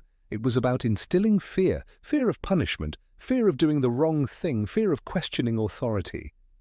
Umbridge's detentions were legendary. She made Harry carve lines into the back of his hand with a cursed quill. Others, too, faced her cruelty. Ernie Macmillan, Parvati Patil, and even Cho Chang found themselves walking a thin line between compliance and conscience.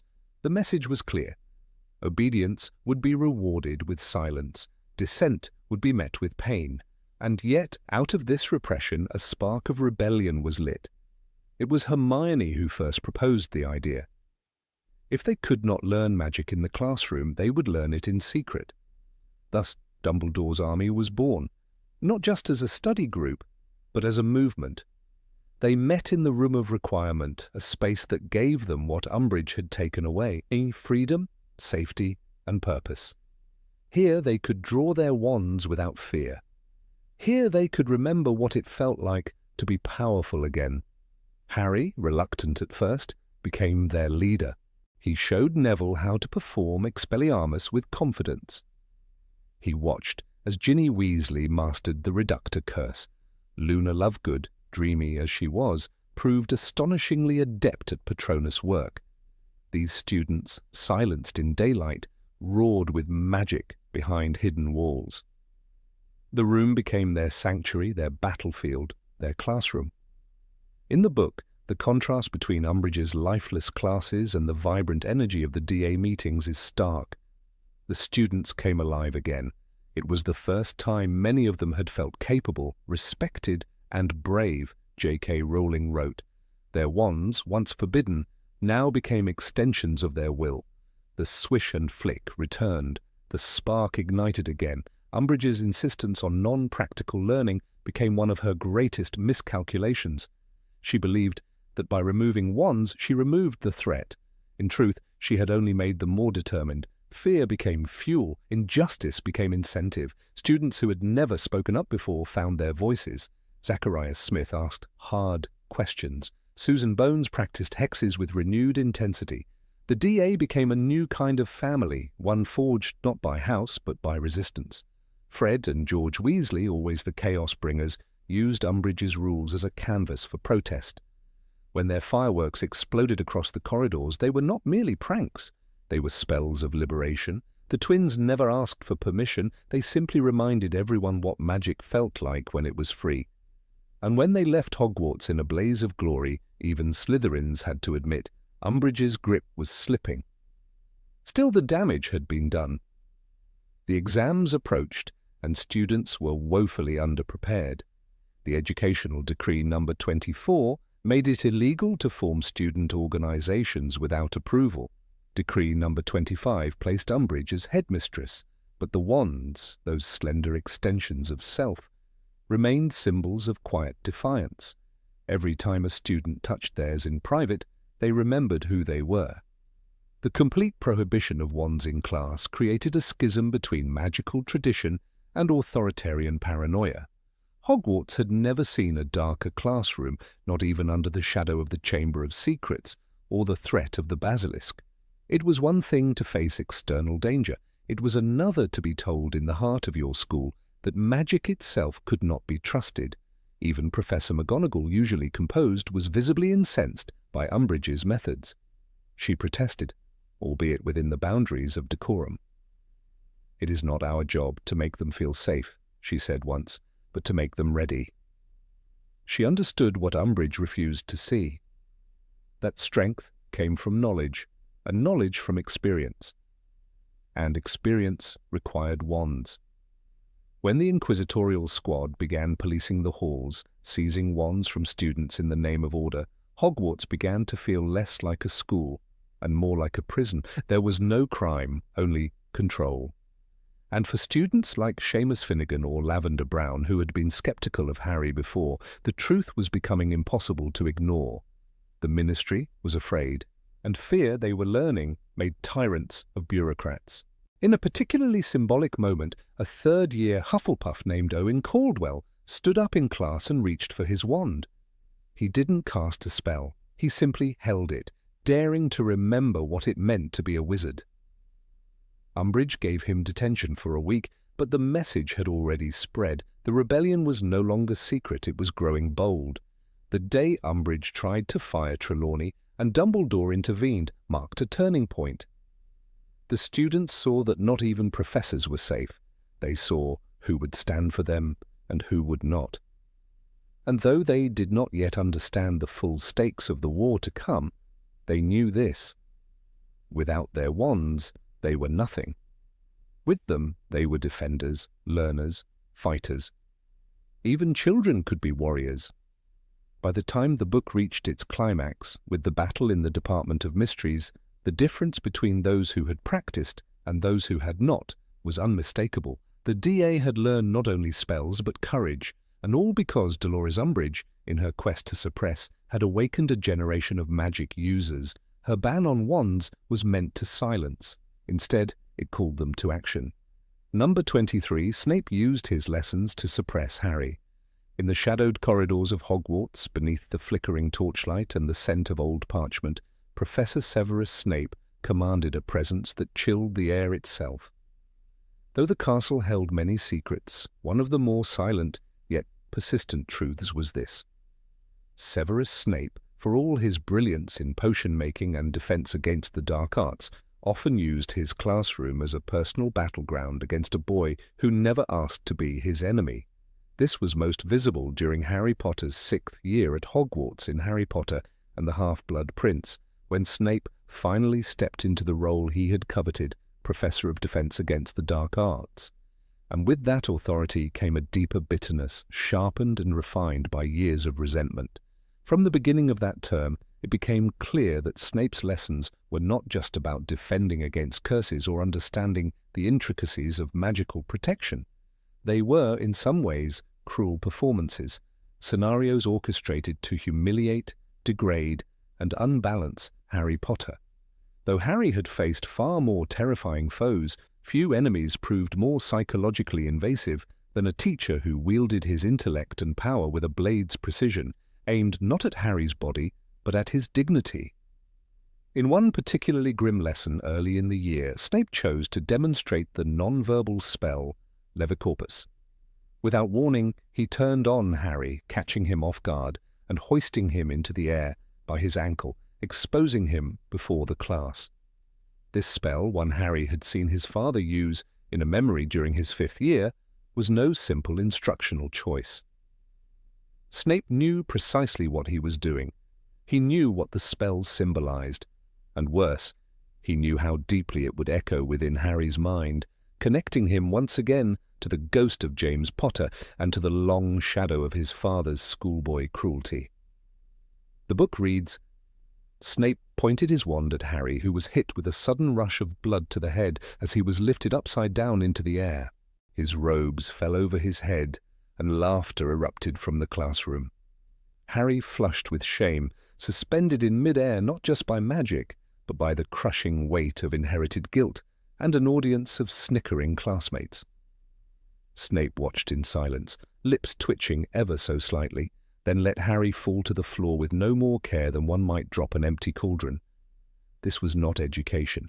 This was retribution. It's critical to recognize that Harry had done nothing in that moment to warrant such treatment. He had not been rude. He had not challenged authority. His only crime was being James Potter's son. And that was a crime Snape never forgave. The lesson continued, but Harry's focus was shattered. The message was clear: you are not safe here, even in a classroom. Not from me. Throughout the year, Snape found other, subtler ways to erode Harry's confidence. He would assign complex non-verbal spells that Harry had never been taught, then chastise him for failing to master them instantly. When Hermione offered to help, Snape would dismiss her input with a sneer, saying, "I am not in the habit of taking instruction from know-it-alls."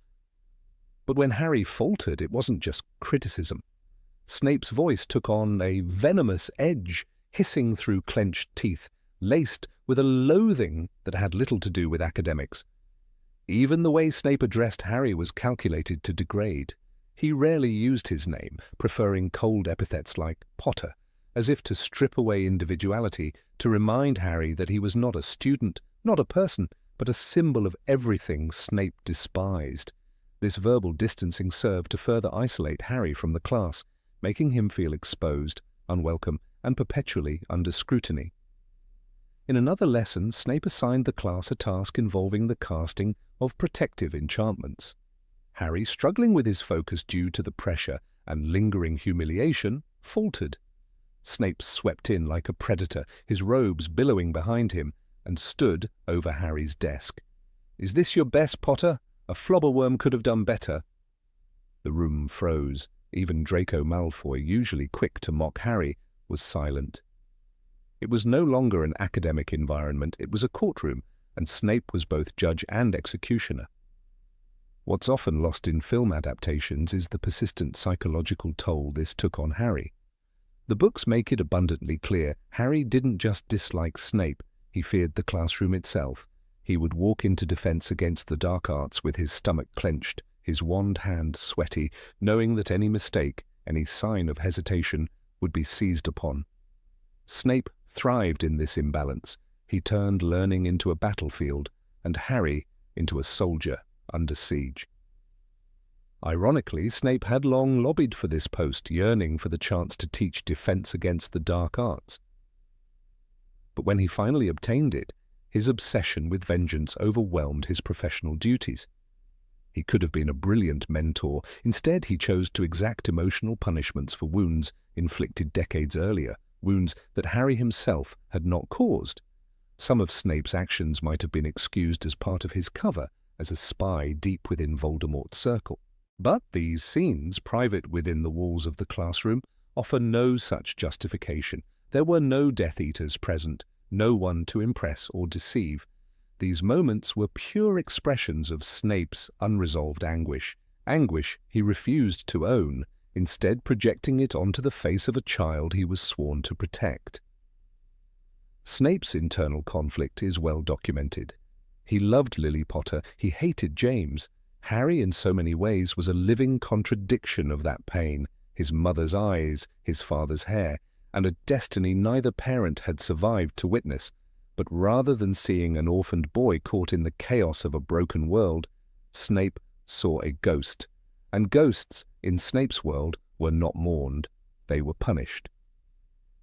One particularly revealing moment occurs when Snape takes points from Gryffindor because Harry breathes a sigh of relief after correctly performing a charm. The class had just succeeded in repelling a minor hex, and for once Harry had done well. But Snape twisted the moment into yet another humiliation, snarling, "5 points from Gryffindor for your arrogance, Potter." The boy had smiled, nothing more, and that was enough to reopen old wounds. This wasn't discipline, this was emotional sabotage. It's worth noting how this impacted Harry's learning. Despite being a natural in defense magic, proven by his performance in Dumbledore's army, and during countless life-or-death encounters, Harry's confidence was constantly undermined in Snape's classroom. The psychological conditioning was effective. Harry began to doubt himself, not because of his abilities, but because of the ever-looming spectre of Snape's disapproval. And yet, Harry never retaliated. He might grumble or vent to Ron and Hermione afterward, but in class, he bore it. That in itself speaks volumes. He showed more restraint and dignity than most adults would in the same situation. Perhaps the greatest irony is that, despite Snape's disdain, Harry learned more about emotional endurance and injustice in those lessons than he did from any textbook. Snape's favoritism was another knife. He openly praised students like Draco Malfoy and Pansy Parkinson, even when their work was subpar. He created an atmosphere where bias wasn't just a suspicion, it was institutionalized. The Slytherins knew they were protected, the Gryffindors knew they were targets. And in the middle of it all stood Harry, a boy both famous and hated, scrutinized more heavily than any other student. The scenes removed from the films do a disservice to the complex layers of Snape's character. Yes, he was brave. Yes, he played a crucial role in the war.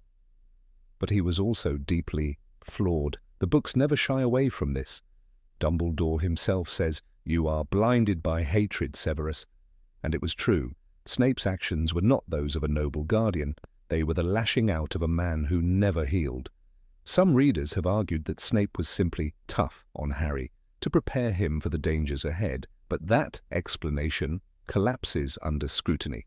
True preparation builds resilience, not shame. True teaching inspires growth, not fear. What Snape did was not forge strength, it fractured trust.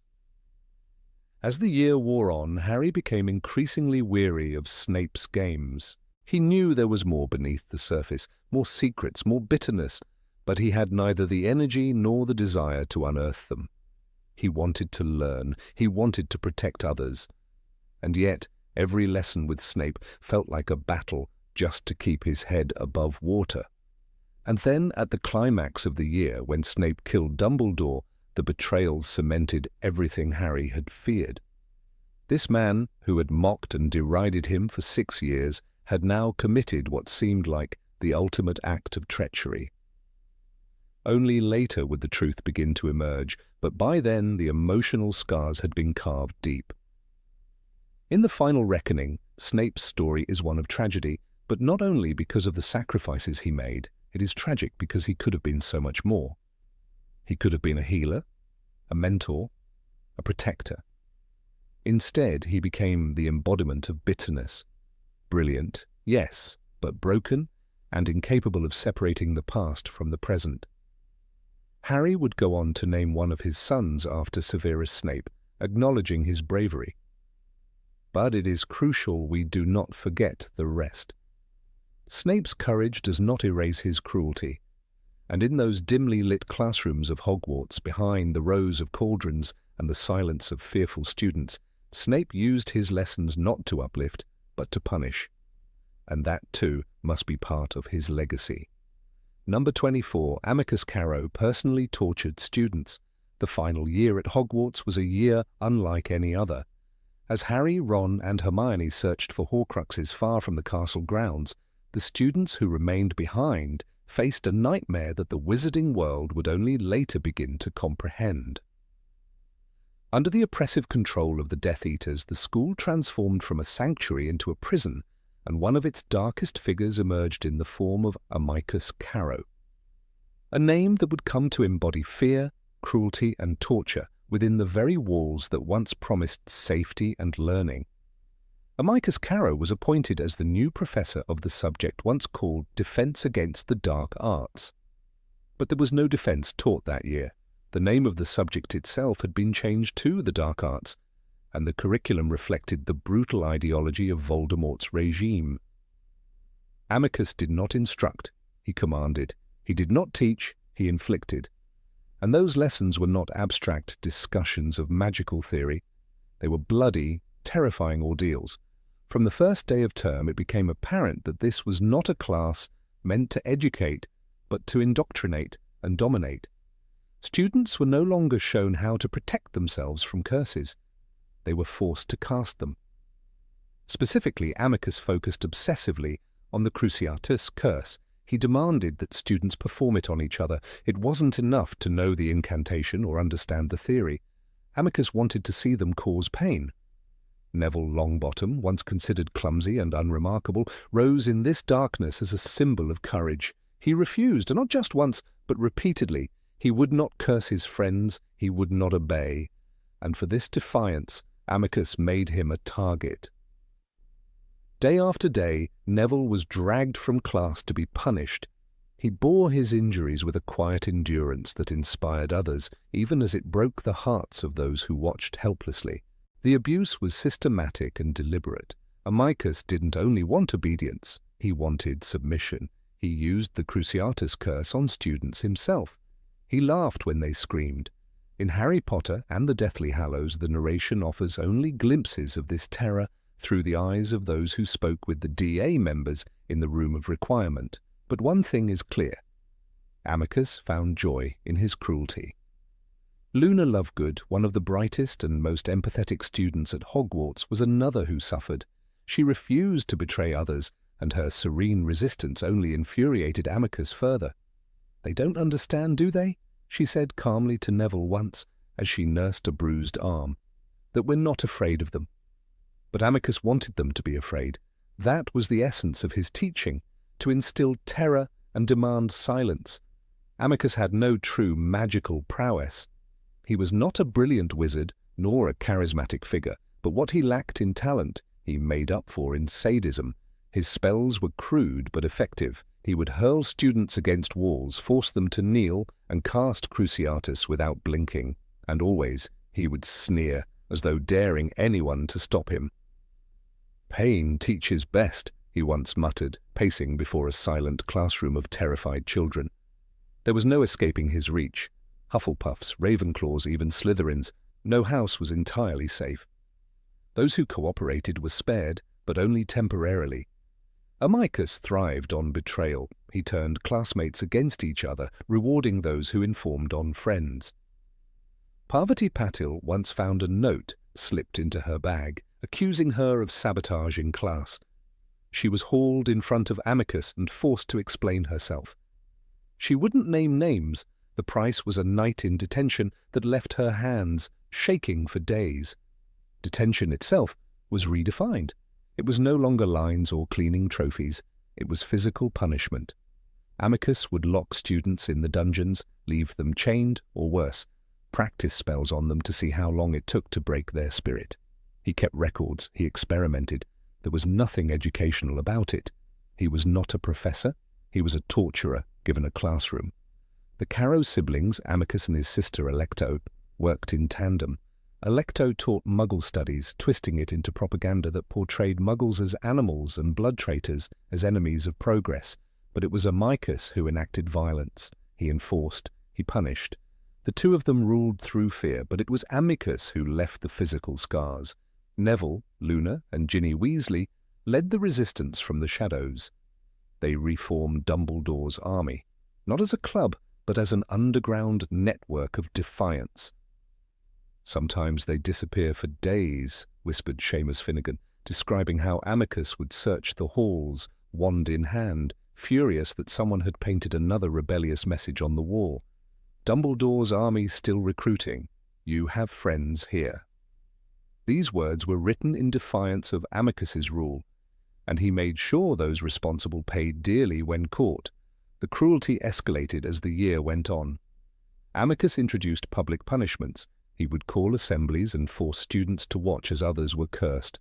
"Let them see what happens to traitors," he'd say coldly. And the younger students, with the first years and second years, trembled with fear.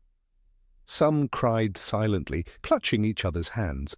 Others developed nervous tics, unable to sleep at night. But even as Amicus tried to break them, something unexpected happened. Resistance spread. The room of requirement became a sanctuary for the persecuted, a secret hideout where bruises were healed and plans were made. And every time Amicus punished one of them, the others grew angrier, more determined. He could beat them, but he couldn't erase their loyalty to each other. There is a particularly disturbing moment described by Neville during a conversation with Harry in the 7th book. "Amicus, he forced the Cruciatus on first years," Neville says. "Little kids, Harry, he made us do it, or watch, or get it ourselves." That sentence hangs in the air like a thunderclap. First years, children, tortured, in a classroom, under the name of education. No student was truly prepared for that kind of trauma. Lavender Brown stopped speaking altogether for a while. Ernie Macmillan began to write everything down obsessively, afraid he would forget some critical piece of resistance. Even the teachers we'd keep, like Professor Sprout, were limited in how much they could interfere. Amicus held power from the ministry. He could report them, and worse, he could replace them. Amicus's reign was not about Voldemort. It was about control. He craved the feeling of being feared. When he cursed a child, he wanted them to remember it for the rest of their lives. When he spoke in the Great Hall, he watched to see who averted their gaze. He enjoyed that silence, that trembling submission. It fed his ego, it was his reward, but he underestimated them. Amicus thought pain would break their will. He never understood that shared pain can create unbreakable bonds. For every scream he caused, there was a comforting hand afterward. For every punishment, there was a whispered vow to keep going. He didn't know how to fight that. No curse could stop it. And when the Battle of Hogwarts began, Amicus found himself surrounded. The students he had tried to destroy now stood united.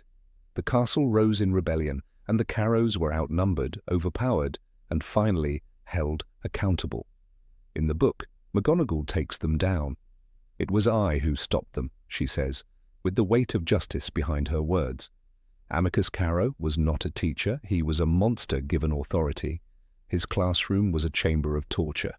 His lessons were acts of psychological warfare. The scars he left were not just physical.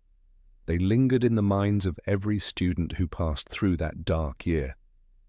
And yet, even in the midst of his cruelty, he failed. The students survived, they resisted. And when the castle was free, his name became a symbol, not of power, but of what was overcome. Amicus Carrow taught them one thing, though not the lesson he intended, what it means to stand against evil when it's right in front of you. Number 25. Lupin wanted to stay at Hogwarts despite being dismissed. The morning after the events that shook Hogwarts, the revelation of Sirius Black's innocence, the shocking betrayal of Peter Pettigrew, and the moonlit transformation of Remus Lupin, was eerily calm. The sunlight filtered through the tall windows of the Defense Against the Dark Arts office, casting long, golden shadows across the worn desk. Remus sat in silence, his trunk half-packed. It was not because he was eager to leave, but because he had already been told there was no other option. The wolf in him had emerged under the full moon, and now the consequences were chasing the man. Remus Lupin had always known that his time at Hogwarts could be brief. Since the day Dumbledore offered him the post, he had accepted the role with quiet hope, but also silent dread. In a world where fear and prejudice often drowned out logic and compassion, a werewolf was never truly safe, not even in a place as enlightened as Hogwarts. Yet in those few months, something remarkable had happened. He had found a rhythm, a purpose, and a deep sense of belonging he hadn't felt since his own school days, and that made leaving unbearable. He had become more than a teacher to his students. He was a mentor, a protector, someone who taught not just spells, but courage. When Neville Longbottom learned to vanquish his boggart in the shape of Severus Snape, wearing his grandmother's clothes, it wasn't just a lesson in magical defense, it was a lesson in reclaiming power from fear. When Hermione Granger confronted a boggart that morphed into Professor McGonagall, telling her she had failed everything, Lupin understood the invisible weight she carried. He never laughed, he never dismissed. He understood each student, saw past their masks. His lessons were structured, rich in practicality, and deeply human. The students respected him, and more importantly, they felt safe with him. Harry, in particular, had grown close to him. Lupin, the last link to his parents that wasn't shrouded in mystery or death, had given him more than guidance. He had given him stories of James and Lily, and a glimpse into the kind of people they had been. The bond they shared wasn't just built in the classroom. It lived in every shared conversation about Patronuses and full moons. The day after the events in the Shrieking Shack, Remus met with Dumbledore. He had returned his office key and offered his resignation. But deep down he hoped, foolishly, childishly, that Dumbledore would say no, that the great wizard who had once arranged a Whomping Willow just for a young werewolf would say, "Let them protest, you belong here." But Dumbledore had only nodded gravely and accepted. The headmaster, who had once defied prejudice, was now bound by the fears of parents and governors. And Remus was once again a man without a place. The tragedy of Remus Lupin was not in his lycanthropy. It was in how the world reacted to it. For a few short months, he was not the werewolf as he was Professor Lupin. He was not a monster, but a man. And that distinction, so fragile, was shattered the moment Severus Snape let slip his condition. Snape, bitter and exacting, had long resented Lupin's presence. Perhaps he believed that exposing Lupin would force Dumbledore to act, or perhaps it was a petty revenge for a lifetime of marauder memories. Regardless, the damage was done. When word spread that the kindly professor had transformed during the night, there was an outcry. Letters poured in from parents, demands for safety, threats of withdrawal. And so, Dumbledore, though saddened, let him go. But the book reveals what the movie did not. Remus didn't leave with a sense of noble understanding. He left with quiet heartbreak. In Harry Potter and the Prisoner of Azkaban, Rowling writes, "Parents will not want a werewolf teaching their children." Those words haunted Lupin, not because they weren't true, but because they proved just how little people had changed.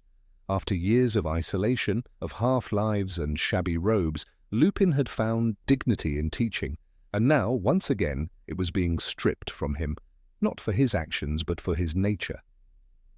He didn't protest, he didn't fight. That was never his way.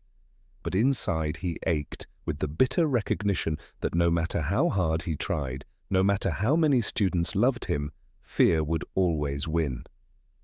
His departure was not graceful. It was quiet, and that made it all the more tragic.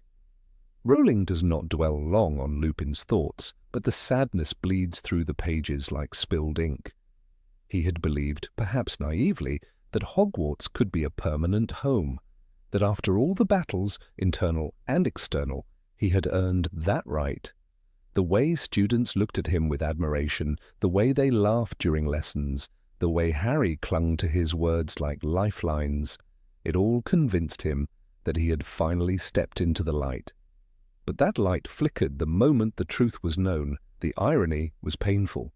Lupin had protected the school. He had fought off Dementors. He had taught the children spells that would save their lives. He had even helped uncover the truth behind Black's escape and Pettigrew's betrayal. And yet the same school could not protect him. The very place he had defended turned its back, not by force, but by silence. There was no great debate, no passionate defense, just the quiet acceptance that he must leave. Dumbledore's role in this is complex.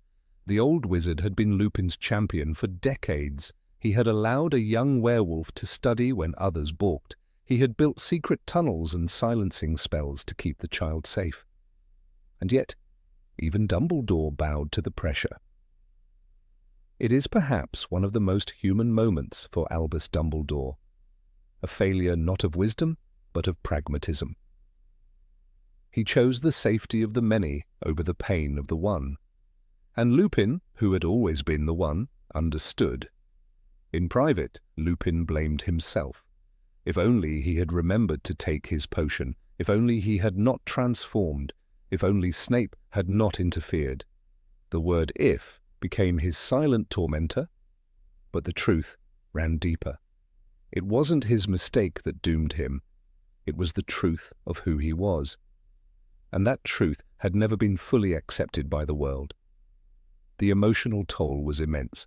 As he packed his things, folding his threadbare robes with care, Lupin paused over the Marauder's map.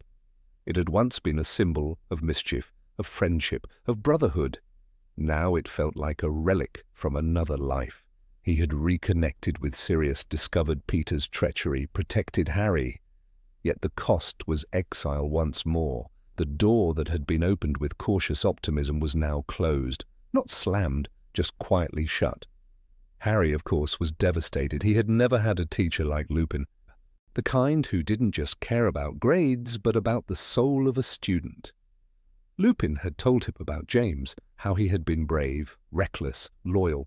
It was more than education, it was healing. And now that healer was gone. Not because he failed, but because the world refused to believe he could succeed. The book never shows Lupin begging to stay. He had too much dignity for that. But Rowling makes it clear he wanted to stay. He had hoped. And that hope, more than anything, was what shattered him. It is the quality of one's convictions that determines success, not the number of followers, he would later say. But in this moment, It was the lack of followers, the absence of defense, that left him adrift. His departure from Hogwarts wasn't the end of his story, but it was a turning point. It reaffirmed the message he had long internalized, that no matter how good he was, how noble, how intelligent, his condition would always come first in the minds of others. Even among the kindest, the most tolerant, he would always be the werewolf. And yet he bore it all with grace. He left not in anger, but in sorrow. That quiet sorrow is what defines Remus Lupin. He is a man who has carried rejection like a second skin. And this rejection, though predictable, still cut deep. Hogwarts was more than a job. It was his last hope for normalcy, and losing it hurt more than he would admit. Later, when he rejoined the Order of the Phoenix, when he risked his life again and again, it was never for recognition. He had no illusions left. He knew how the world saw him, but he also knew what was right. And that core of decency, that quiet moral compass, never wavered. In that final term at Hogwarts, Remus Lupin gave more than lessons. He gave the children a glimpse of what true bravery looked like.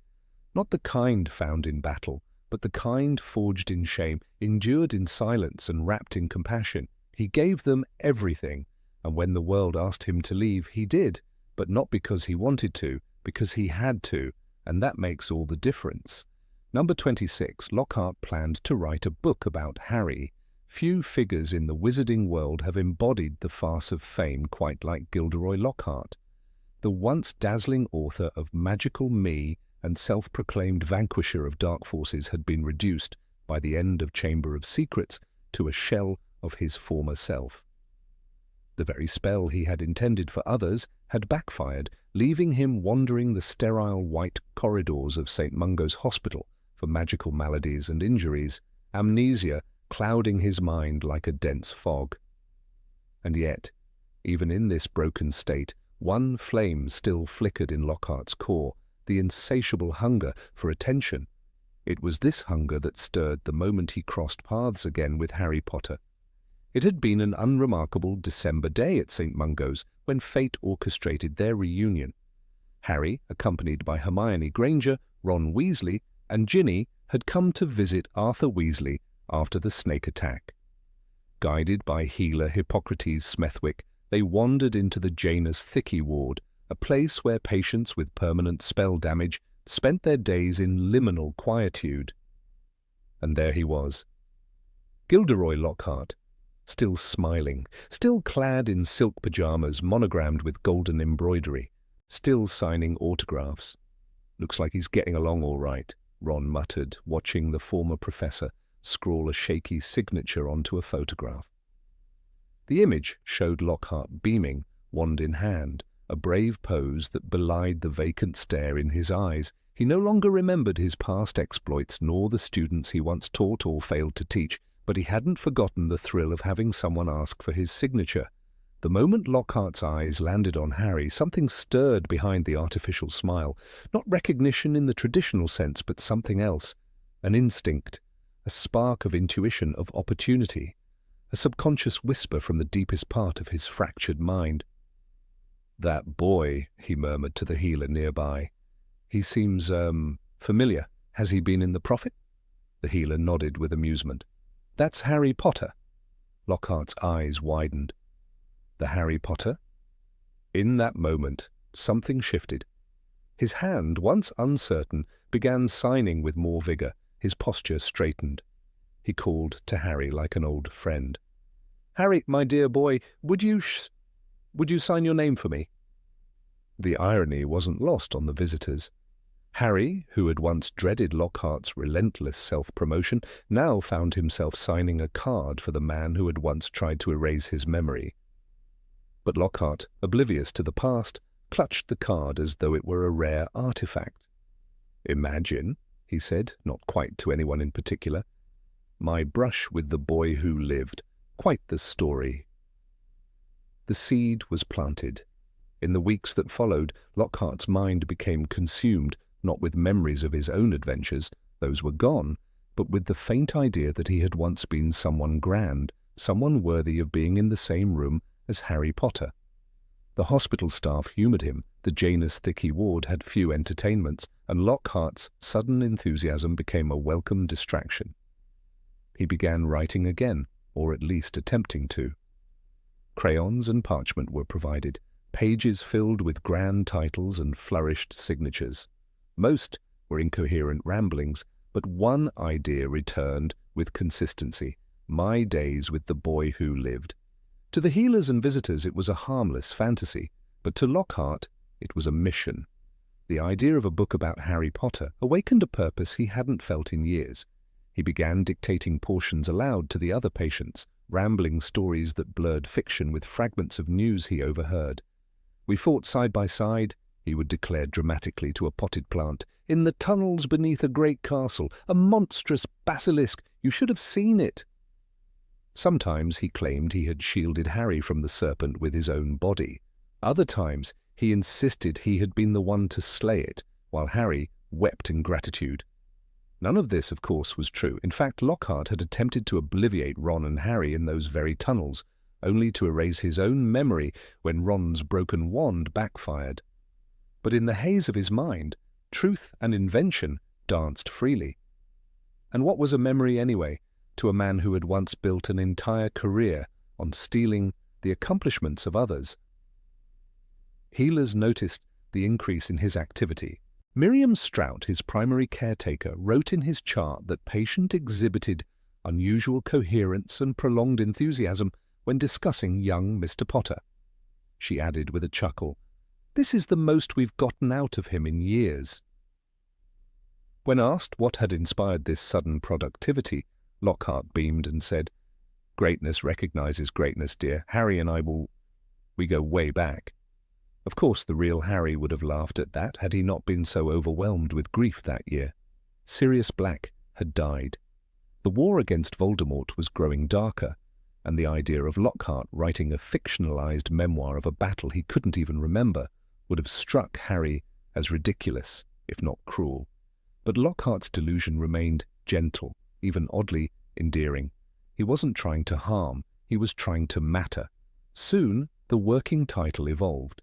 "My heroic encounter with the boy who lived," he wrote in wobbly cursive, "a tale of bravery, memory, and friendship."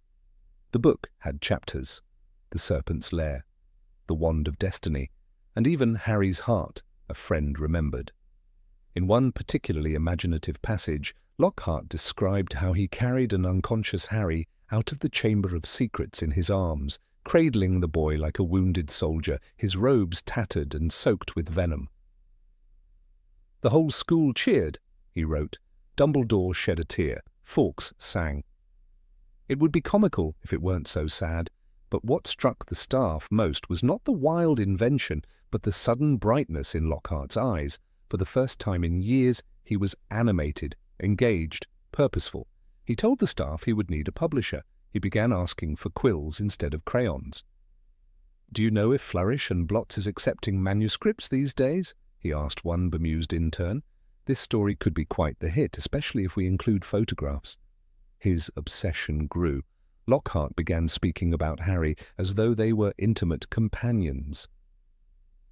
"Harry used to confide in me, you know," he told a wide-eyed elderly witch who shared his ward. "Said I was the only one who understood him." When a Daily Prophet article mentioned Harry's involvement with Dumbledore's army, Lockhart whispered, "I taught him well, clearly. The boy learned from the best." This peculiar fixation wasn't entirely surprising. Lockhart had always believed the world to be a stage, and himself its leading man. He had crafted his public image so thoroughly that, even in the absence of memory, the instinct to perform remained.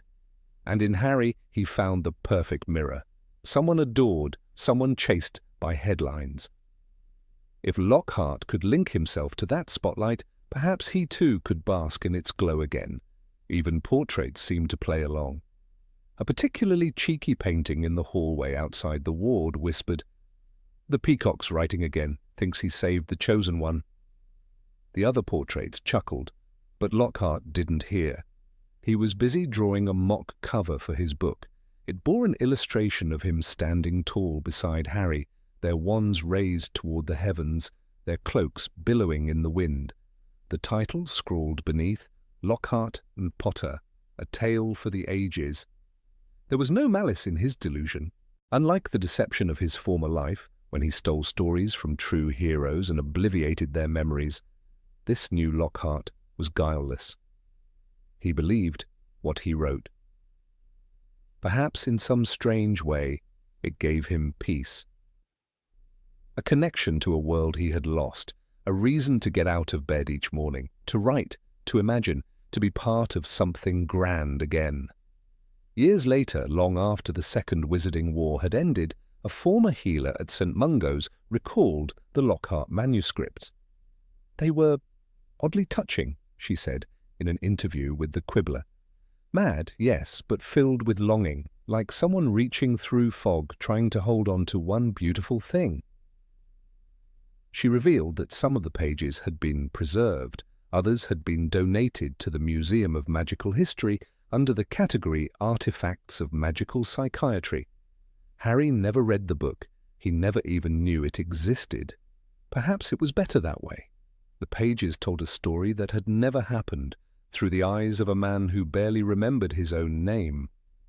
But in those crayon lines and wild embellishments, Gilderoy Lockhart found the last thing he ever truly wanted, a legacy, however imaginary it may have been. He remained at St. Mungo's for many years, scribbling variations of the same tale, always with Harry at the centre. And though the world outside forgot about the disgraced author, in his mind he remained a hero, a friend, a mentor, a man who once stood beside the greatest wizard of his age, not in truth, but in dream. And sometimes dreams are all a man has left. Number 27. Quirinus Quirrell feared Snape more than Harry. Of all the shadows that loomed over Professor Quirinus Quirrell during his year at Hogwarts, the most terrifying wasn't the looming gaze of Albus Dumbledore, nor the innocent persistence of Harry Potter. The true spectre haunting him was Professor Severus Snape. To understand the quiet dread that followed Quirrell like a cloak of fog, we must look beyond the glamour of movie magic and dive deep into the layers of the original story told by J.K. Rowling. Quirrell is introduced in Harry Potter and the Philosopher's Stone as a stammering, timid man with a nervous disposition and a curious odour of garlic. He seemed the least threatening figure on staff, yet beneath that facade lay a man crumbling under the weight of a terrifying secret. He was not merely nervous, he was hunted, and the hunter was Severus Snape. From the start of the school year, Snape had his eyes fixed firmly on Quirrell. It wasn't suspicion born of rivalry or disdain, it was intuition, the kind honed from years spent in the shadows of deception. As a former Death Eater who had walked the path of darkness, Snape recognized the trembling scent of corruption. He knew something was off. It's no coincidence that during the very first Quidditch match, Snape was seated in the stands chanting a counter-curse as Quirrell attempted to jinx Harry's broom. In the book, the scene is described vividly. Harry's broom begins bucking wildly, threatening to throw him to his death. Hermione, Ron, and Neville spot Snape muttering, eyes locked on Harry, and misinterpret the moment.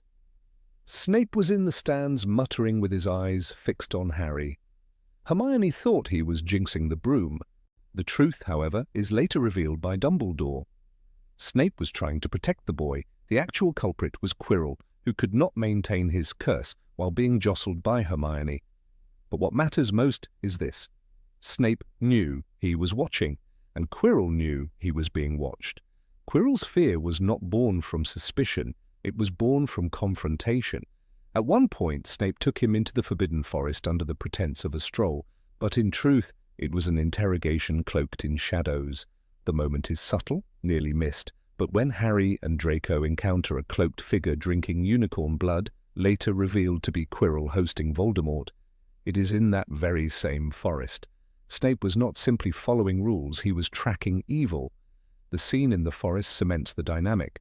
When Harry questions Snape's loyalty, he is unaware that just nights earlier Snape had risked himself confronting Quirrell in the darkness, demanding to know his intentions. It's later revealed. Snape tried to stop him. He confronted Quirrell in the forest, but he was not strong enough. These words from Dumbledore hint at a greater struggle, not of magic, but of will.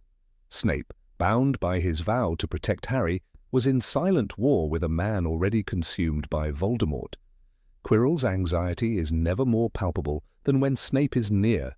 Even in the scenes where the staff gather, his eyes flicker nervously, his speech more disjointed. He becomes a man unravelling. While others at Hogwarts may have dismissed Quirrell as harmless, Snape never did. And Quirrell knew it. Every step he took, every charm he cast, was done under the crushing pressure of Snape's unseen surveillance. Ironically, Snape's bitter personality helped mask his true allegiance. To the students and to Harry, he seemed the villain, scowling, sarcastic, and cold. But it was this misdirection that gave him power. Quirrell, unlike Harry, knew the truth, and that truth was terrifying. Snape was not his ally, nor was he a man to be deceived. He was the silent warden, the one barrier Quirrell could not charm or distract. There is a moment in the book when Snape corners Quirrell. "You don't want me as your enemy, Quirrell," he says in a low voice. The line is brief, but its weight is immense. Snape's warning wasn't a bluff. It was a promise. A promise that any harm to Harry or any attempt on the Philosopher's Stone would be met with swift, merciless retaliation. This was not a duel of wands, but a siege of minds. Snape knew how to manipulate. He understood the fragility of a man like Quirrell, someone who had tried to seek power and ended up a host for evil. The fear was not just for his life, but for his soul. Snape represented a moral judgment, a living testament to what it meant to lose oneself to darkness, and unlike Voldemort, who used and discarded him, Snape hovered like a curse, always there, always calculating. Throughout the book, Quirrell is shown to crumble under stress, particularly when questioned by authority, but the only person who truly unsettles him is Snape. Dumbledore may be powerful, but his kindness gave Quirrell room to maneuver. Snape, by contrast, gave him no such luxury. Every glare, every probing question was a strike at Quirrell's weakening defenses. When Quirrell makes his final move, attempting to reach the stone hidden in the mirror of Erist, it is not out of confidence, but desperation. Snape had boxed him in. His every attempt to breach the defenses failed because Snape anticipated him. The trials guarding the stone, the troll, the keys, the potions, all had layers, and Snape's own puzzle, the logic challenge, was not one Quirrell could easily overcome. It was a gauntlet designed not only to keep others out, but to trap one specific intruder. There's a deeper irony in the way Snape is perceived throughout the story. To Harry, he is the villain. To the reader, a mystery, but to Quirrell, he is a force of dread. This inversion is one of Rowling's finest storytelling techniques, hiding the Guardian behind the mask of menace. While Harry fears Snape's presence at the Quidditch match, it is precisely that presence that saves his life. Snape's actions during that first year are often underappreciated. He did not expose Quirrell because he lacked proof, or because doing so might jeopardize deeper missions. But he was not idle. He intervened when necessary. He created a psychological battlefield that wore Quirrell down. It was not bravery in the Gryffindor sense, but a Slytherin form of courage, subtle, strategic, and relentless. As Quirrell grew weaker, consumed by the parasitic presence of Voldemort, his fear of Snape grew stronger. The man who might once have argued his way through Hogwarts politics now flinched under the sound of Snape's footsteps. He avoided corridors, he skipped meals. He became a ghost long before his death. Even in the final chamber, when Harry confronts Quirrell, the man is already defeated. He is erratic, unstable. His hands shake, not because of Harry's wand, but because his entire year has been a siege of failure. Snape had cornered him from the start. Harry was merely the final push. Quirrell's death, his body destroyed by the magic of sacrificial love, is often read as a divine reckoning. But behind that moment lies a quieter truth. Quirrell was not undone in a day. He was undone by months of fear, suspicion, and isolation. He was a man crushed by the weight of secrets, and Severus Snape was the hand pressing down. Even Voldemort, in his weakened form, feared discovery. He warned Quirrell to act carefully, to avoid suspicion. But the Dark Lord underestimated Snape. He believed his former follower still loyal, and Quirrell, caught between two masters, bore the scars. One of those masters demanded obedience, the other vigilance. There is something poetic in the way Snape operated, never seeking glory, never revealing the full extent of his efforts, but he was there, always. When others saw a bitter professor, Quirrell saw a predator, a man who did not need to shout to make himself heard, who did not need threats because his presence was enough. In the end, Quirrell died not just because of Harry's touch. He died because he had spent a year looking over his shoulder, dreading the black eyes of a man he could never fool. Fear kills slowly, and Snape was the embodiment of fear, cloaked not in terror, but in certainty.